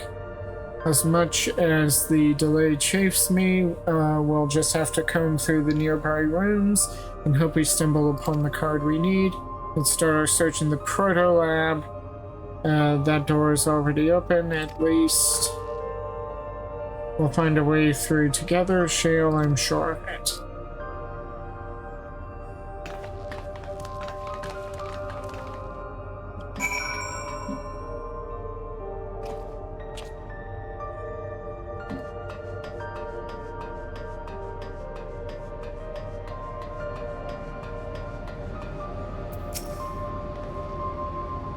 Please excuse my impatience. The means to track down Calyx are close, and I'm itching to get my hands on them.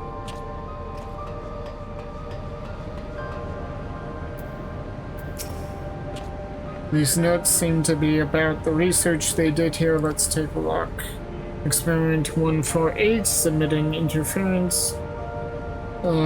Candidate 201930 to be considered for efficiency procedure review. Experiment 158, maximum value of 11,509 recorded. Comparative study to be included in the report. Alright then. Oh, and one more. Experiment 163, new proposal produced a result of 93834. Decreased value verified. Well, I have no idea what any of that means. Maybe it'll make sense later on.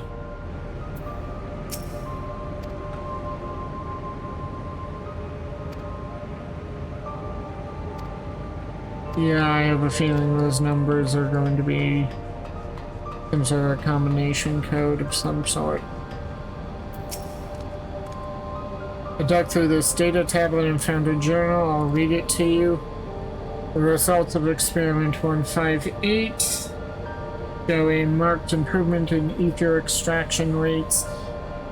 At last we have achieved the target value set by Master Calyx, though I will become endless as per our ascendancy protocols.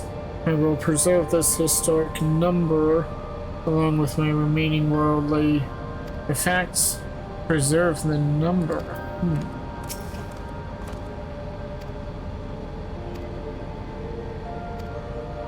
158.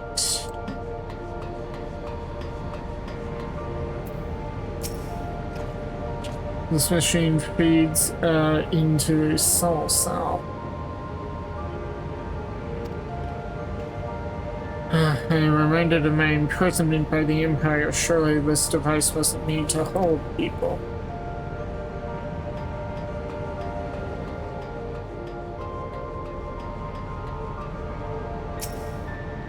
It appears to be a researcher's personal data tablet. Today I began my employment at Preservation. The organization was unfamiliar to me, but when the recruitment letter arrived, I had a gut feeling that this work would be far more fulfilling than any orthodox medical practice. My instincts were correct. Master Calyx's philosophy is the refined ideal of notions I've only ever vaguely entertained, that mankind must evolve beyond the shackles of its flesh and blood existence. I had a meeting with Director Demetrius today. I've heard others praise his genius intellect, yet he seems to be a guttering candle in comparison to Master Calyx's blinding brilliance. This morning I was permitted to access the top floor and observe the workings of living memory. As predicted, the shortage of ether required to sustain the Endless is reaching critical levels, yet Queen Smeen insists on continuing her ineffectual flailing. Our Milana colleagues, including the Protolab chief, have been behaving in a decidedly suspicious manner of late. Would that be Kryle's parents? Should I report my concerns to the director? From tomorrow, I've been assigned to assist the research with the research project in the Deutero Lab. We are scheduled to conduct a major experiment, the details of which have been I have been kept ignorant. It would seem prudent to back up my memory data. You have reached the end of the journal entries. Huh.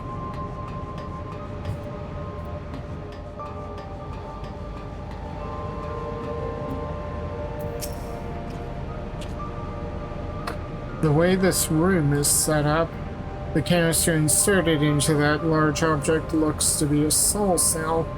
Could this be where they conducted their experiments to create Endless? But we could probably spend days investigating this complex, finding a way into the director's office. Must take precedence. Speaking of which, Galulja mentioned a locker over in the corner he couldn't open. Perhaps you could take a look.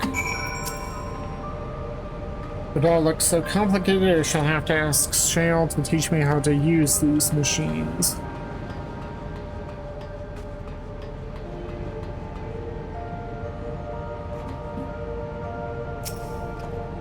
The locker door is shut tight, but the number pad suggests that inputting the correct combination will open it. You have gleaned some numerical data during your investigation attempt to enter the combination.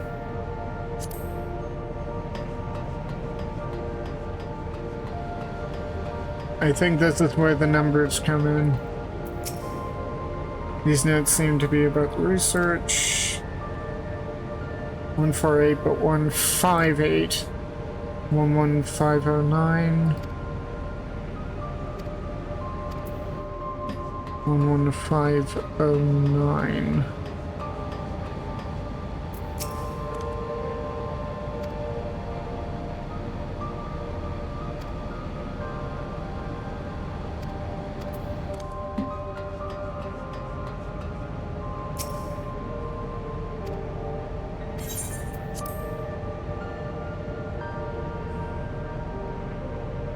Select, ooh, so we actually have to press the button, okay?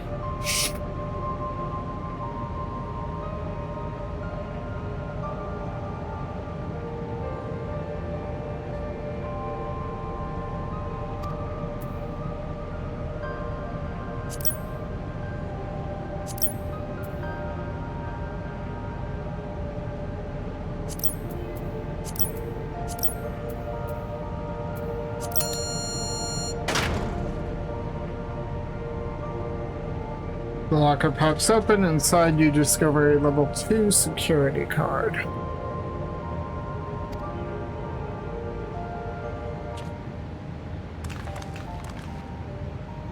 Myrokos, you got the locker open. And you found another security card. Oh, but does that say level 2? We needed a level 3, didn't we? Yep. Yes, but it should still open more doors for us to explore. You did well, Myrokos, and don't mention it. These preservation members led such surprisingly normal lives. Leaving notes, losing their cards. I guess I imagined they'd be more, what's the word? Bloodless? Mechanical? My parents were once part of preservation, if you recall. It would seem the researchers who agreed with Calyx and his philosophy underwent the conversion to endless entities. But I assume those who could not or would not eventually left the organization altogether. Oh, I almost forgot. The researchers kept journals in their data tablets. The one I read doesn't explain much, but something big happened in the complex, and afterwards it was decided that everyone would become endless. The writer was really happy about this. You could tell how much they admired Calyx and his work. The entries ended after that, but maybe you can read more in the other tablet there. Right, let's move this investigation to another room. Well, we have the Dotor lab and then the maintenance facilities left to search. Both are accessed via the southeast corridor. So it's back to the hub and the locked door across the way, which will hopefully yield before our new security card. I'll take the old one if you like. I doubt we'll have any more use for it.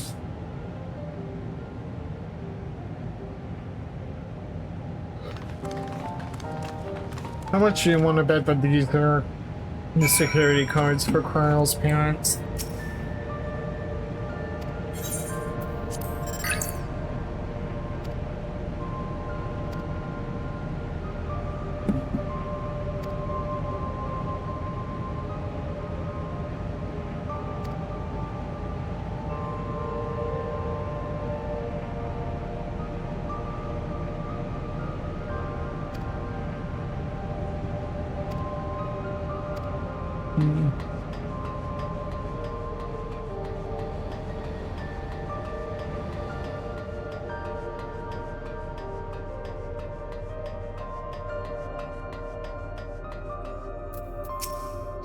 Alex hasn't bothered to show his face yet, I see. Maybe he hasn't noticed us, or maybe he's just watching and waiting.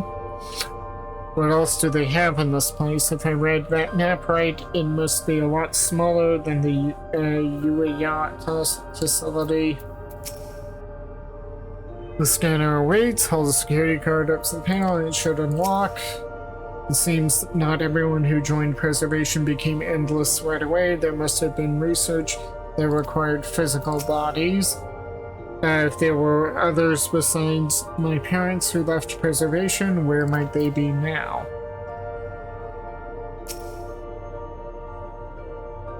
That's a good question, Kryle. We know that they ended up being endless in the sense of their memories being there. A scanning device, it waits silently for the appropriate card, the appropriate level of clearance.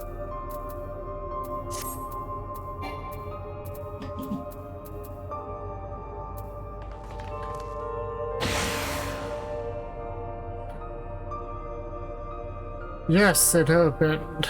So where should we go first? The Deutero lab or facilities? Let's start with the lab.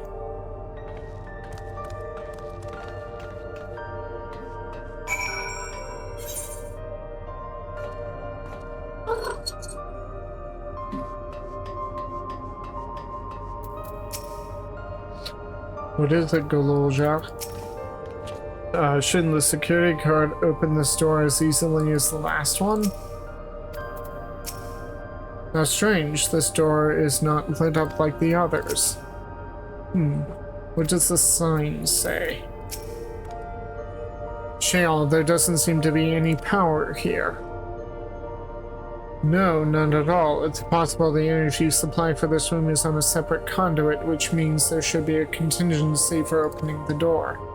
Look here, there's a sign above the card scanner. In case of emergency, backup power can be rerouted from facilities. The facilities room is down the other branch of this corridor. Let's see about getting the power restored to the Deutero lab, shall we?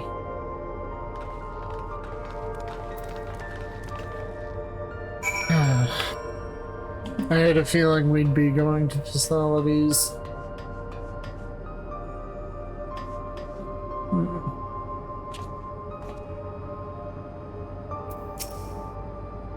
There's some big flashy floor tiles. I wonder what they're for. Oh good, the terminal is lit up. That means we have power in this room. The Deutero lab must have required greater amounts of energy to operate. What kind of experiments were they conducting in here?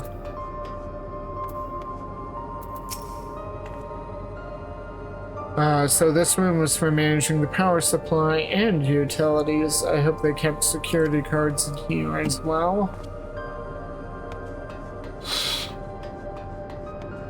Well, there's a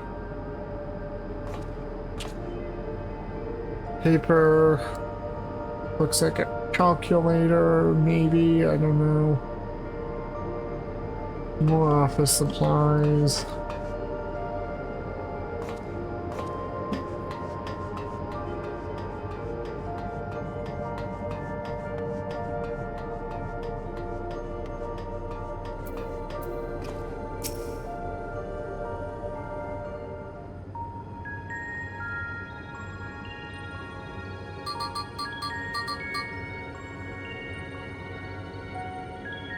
Engaging power supply. No good. It's returning an error. There must be a preliminary procedure. According to this error code reference, if the power supply has been interrupted for an extended period of time, then we need to reconfigure both the emergency generator and the circuit control panels. Shale, that's the emergency generator over there, isn't it? Yes, and by the looks of it, it's the same model as the one used in Heritage Found. But how does it send power to the other lab? Ah, I see. The energy cable attached to the base of this terminal leads down the hall directly to the Dudor lab. Which means we need to connect the generator to that cable. What about these patterns on the floor? Could this be the circuit we need to reconfigure?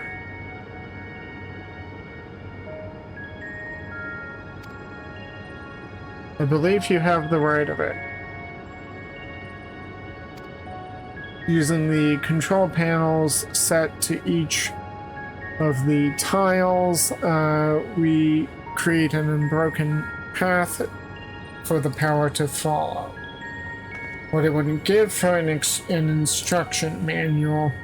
Indeed, if you could look around for any written procedures, I'll keep digging through the terminal's directories. Might I ask someone to operate the generator?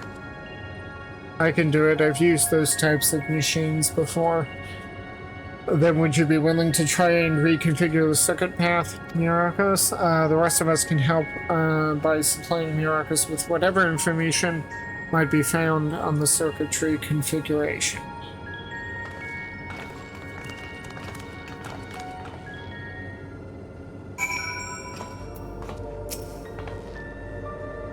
I've looked in the power supply. I've locked in the power supply route and adjusted the current for optimal flow. Everything should be ready once you've configured the circuit.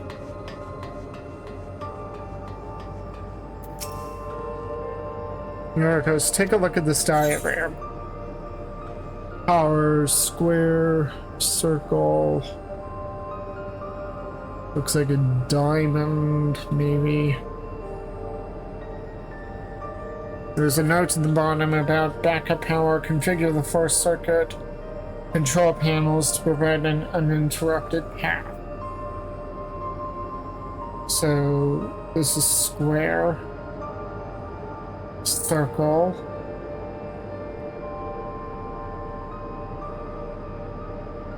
the circle is leading out, so square,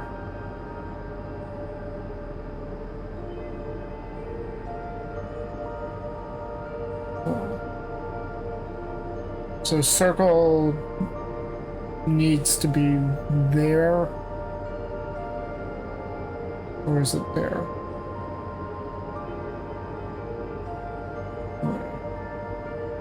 In any event, diamond needs to go into circle.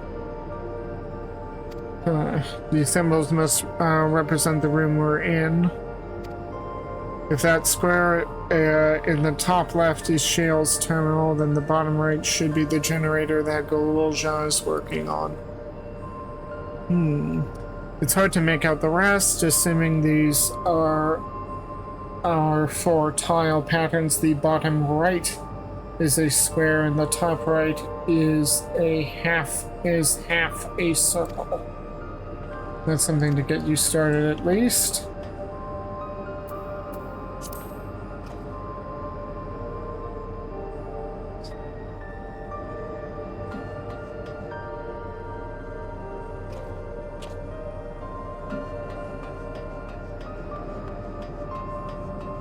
Bottom right is square.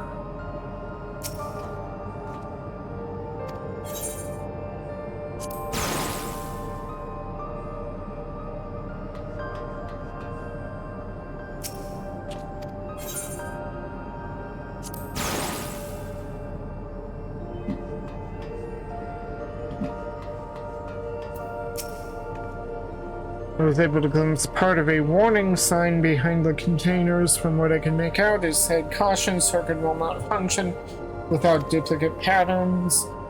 I suppose this means only one of each circuitry pattern can be set at a time.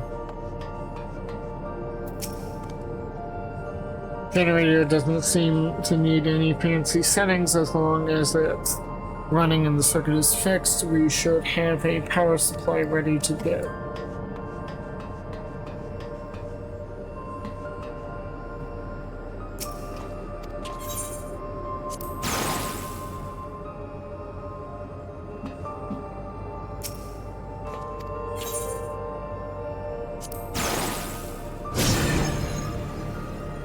You have connected all of the circuits. Inform your comrades of the successful configuration.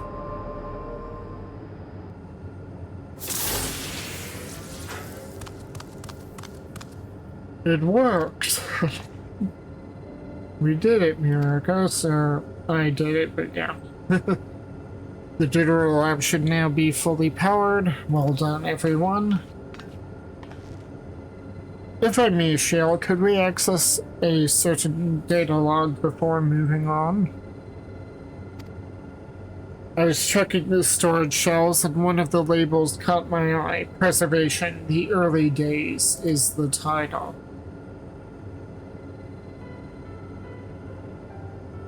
Of course, it'll only take a moment to bring up the content.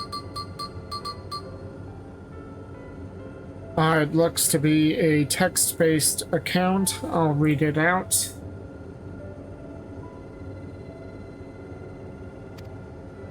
Preservation, an Alexandrian Institute for Technological Development, was founded by Calix, an 11-year-old child prodigy. Approval for establishing the organization came during Alexandria's involvement in the storm surge, with Calix's designs for new defensive solutions, funded in large part by the Treasury. As the conflict grew in intensity and casualties mounted, Calix funneled Preservation's resources towards the perfection of memory storage.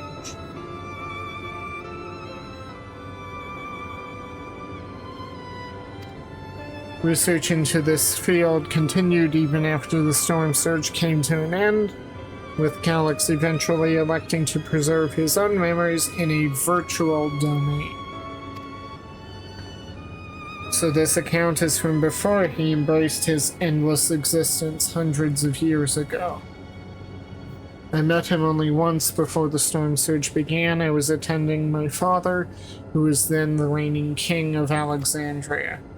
Calix could not have been more than 10 years of age and required constant treatment for his debilitating illness, yet still he published theories so highly regarded that even the royal family was aware of his achievements.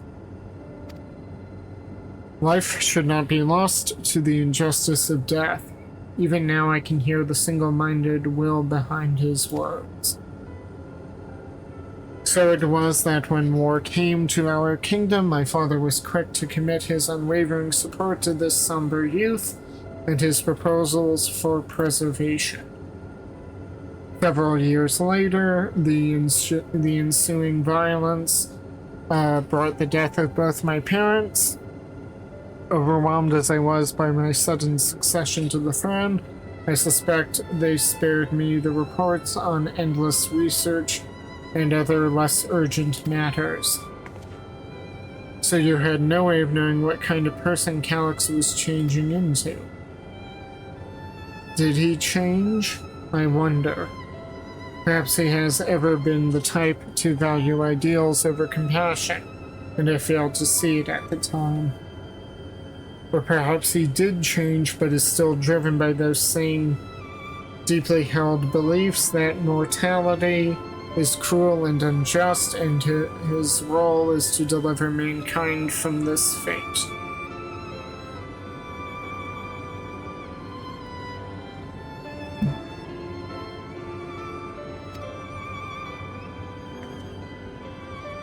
Whatever the case may be, we cannot allow him to shape our future.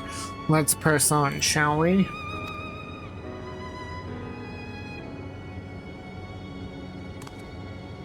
If I've done my job correctly, the door to the door lab should be accessible now. I'll give everyone a once-over just to be sure.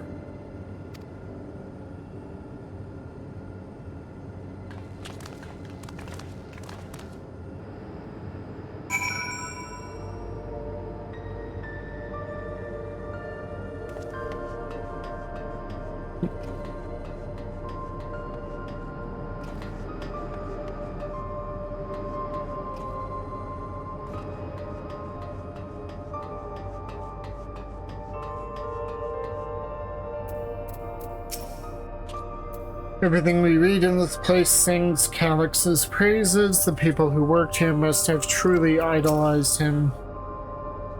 Had his own body not been fated to fail him so young, would Calix have pursued his endless project with such fervor? That Alexandria survived the war was in no small part thanks to the defensive measures developed by Preservation. In that regard, I shall always be grateful. Yes, the door has power now. The energy current seems stable enough. Still, you should let me handle this one. The security card, if you please. Oh, and a quick prayer that a shortened wire doesn't burn me from the inside out.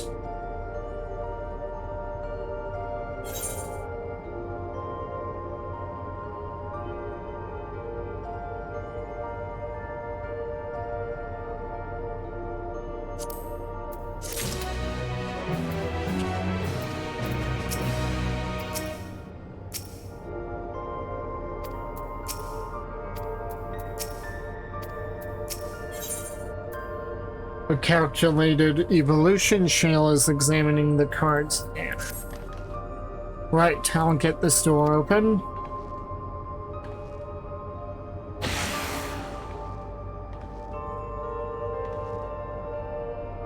Phew, smooth as silk. Let's head inside and see what awaits.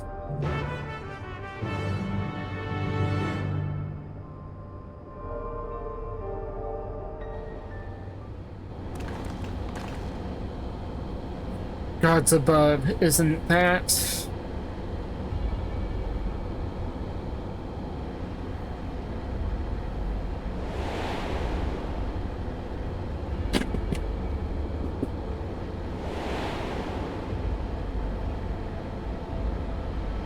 The key to interdimensional fusion.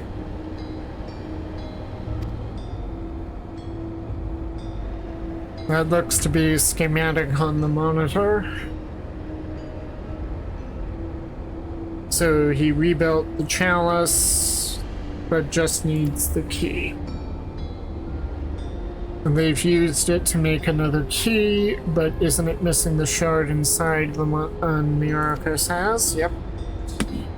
We may have been laboring under a misconception. The key was originally a Milala relic. Once this treasure came into its possession, Preservation began working to harness the power to cross dimensions. Aside from the crystal, we can see that all the vessel's components were constructed here. So what might that tell us? The crystal itself is the key. We already knew that. This is just the device they made to control it, which we were already told in 7.0. That would be the logical conclusion, yes. It is as my parents explained.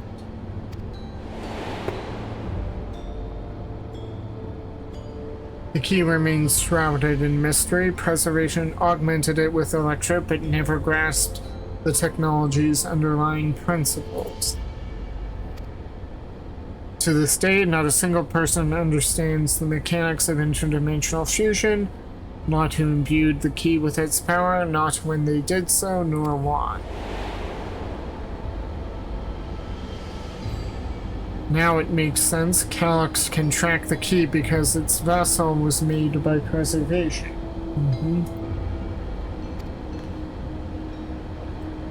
I believe there's much we may learn in this room. Our next visit, I will have to enlist Ishtala's assistance for a thorough investigation. I too am curious about a great many things, but pinning down Calyx's whereabouts is our priority. Hopefully there is a security card here that grants access to the director's office. The research conducted in this lab appears to have been highly confidential in nature. Some of the personnel must have belonged to the organization's upper echelons, and that means higher security clearance. We should spread out and look for any cards they left behind. Remember, anything less than a level 3 is no good to us.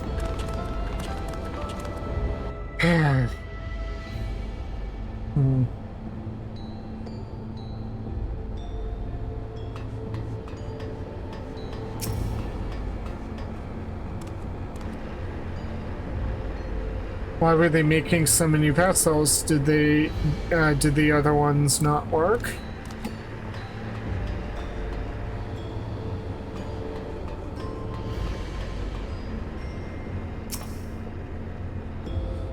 I'll search through these drawers. One of us is bound to find something, I'm sure of it.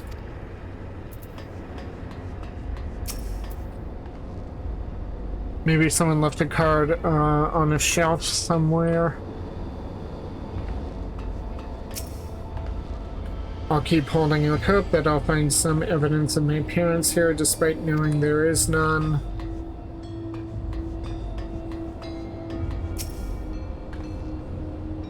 If there's cameras or anything to go by, this lab was under constant surveillance. I'll scan the recordings and try to spot where people left their security cards. Maybe we'll get lucky.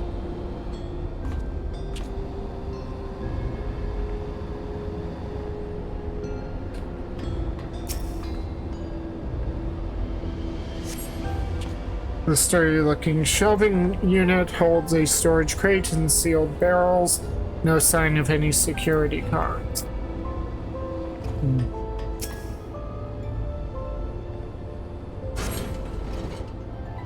You find a security card in the cabinet drawer. Oh, did you just find a security card? Well, that's a stroke of luck. Let's have Cheryl examine it to be sure. So much for the other crate, but oh well.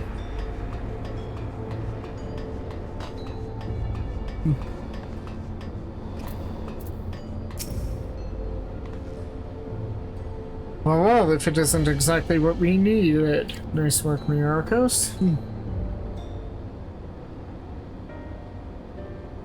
Oh, a level 3. That should get us into the director's office. So what was it you were hoping to find in the Oregon Shale? You were saying that a certain device was going to help us? Right, I haven't properly explained myself, have I? I'm looking for a data relay.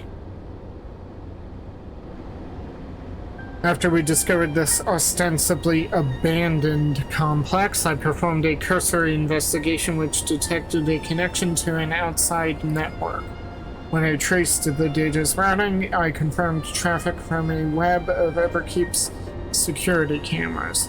Considering the way Calyx is always one step ahead of us, we must assume he's quietly seized control of the city's surveillance systems and has been using it to monitor our activities, to monitor what you, as the key holder, are planning.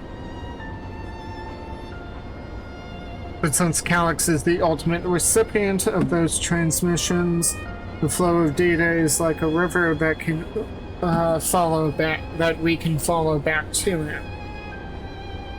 Which is why I need the data relay. If I can analyze the device and see where it's rerouting all this surveillance traffic, then you can pinpoint Calyx's position.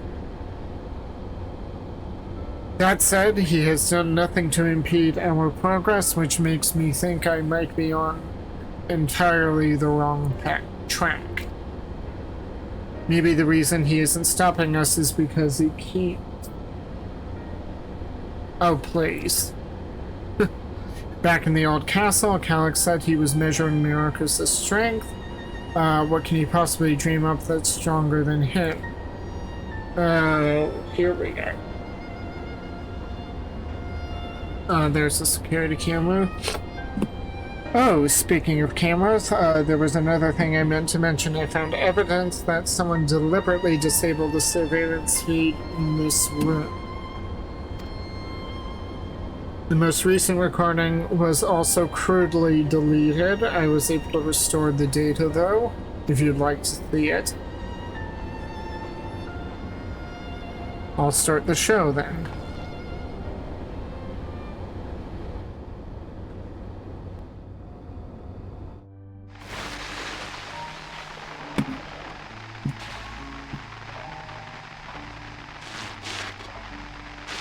Are you really planning to leave? Yes.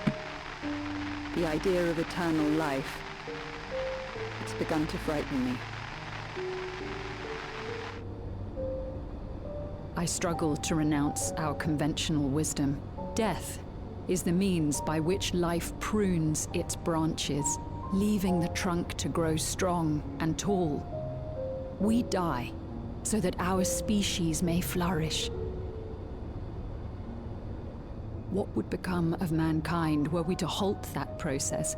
If unending stagnation is the fruit of our labor, then perhaps we strive for the wrong thing.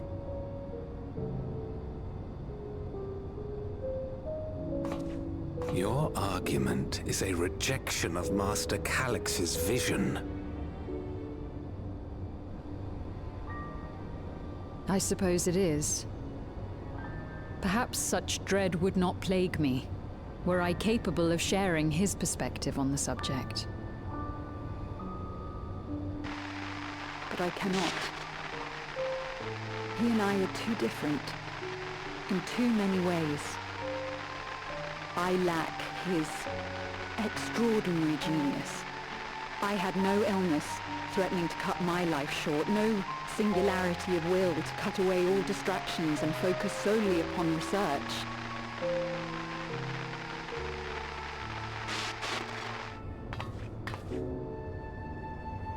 I have nothing but respect for his determination. The way he overcame his prognosis and seized the means to transcend death itself. But I'm not convinced that this obsession with living is the right path. That's why I've decided to leave preservation and put all my effort towards building a legacy for the next generation to come. Surely you...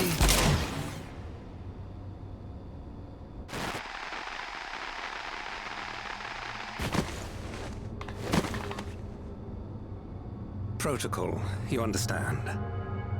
There can be no exceptions.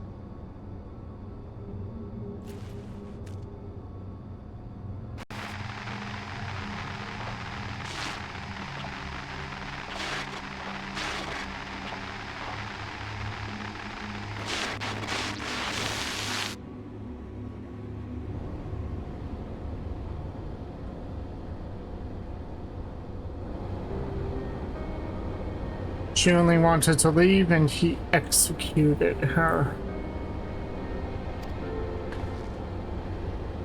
I checked the images against the personnel data. The man who pulled the trigger was Director Demetrius himself. Everything I could find on him pointed to a deep infatuation with Master Calyx. The cameras in this room have been out of operation ever since that incident. Given the recording was erased, I can only assume he was trying to conceal his grisly deed from the other researchers. I am not surprised, given how my parents described their defection from the Institute. They spoke of rushing me through a portal even as preservation agents closed in on them. I dared not ask what became of them after that, but if it turns out they were captured by their pursuers.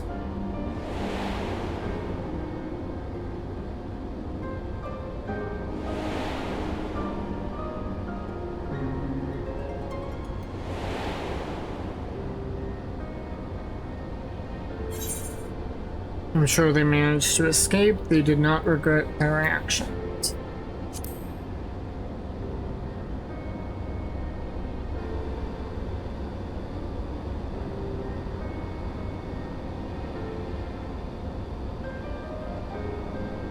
I want to believe they did, and if they didn't, I hope they at least enjoyed what time they had as endless. Oh, Cryle. Worry not, Swain. Thanks to the Haven of Living Memory, I was at least able to meet my parents and learn what they stood for.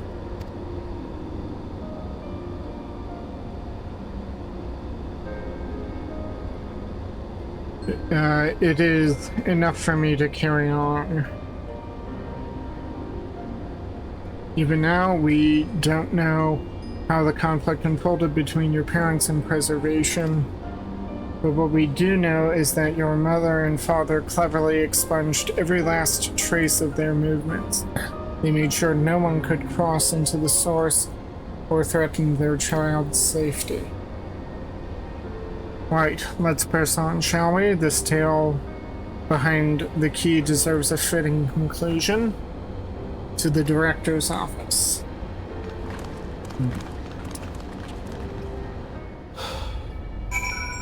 Excuse me.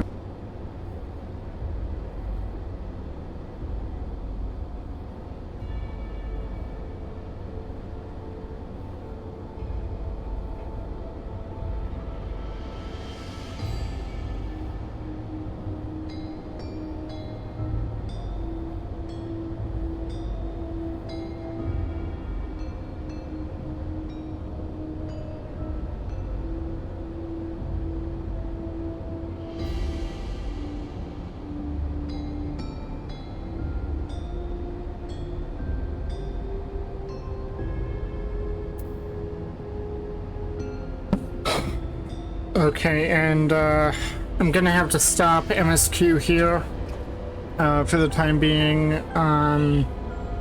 Something's come up and I have to pause here, so when we pick up again,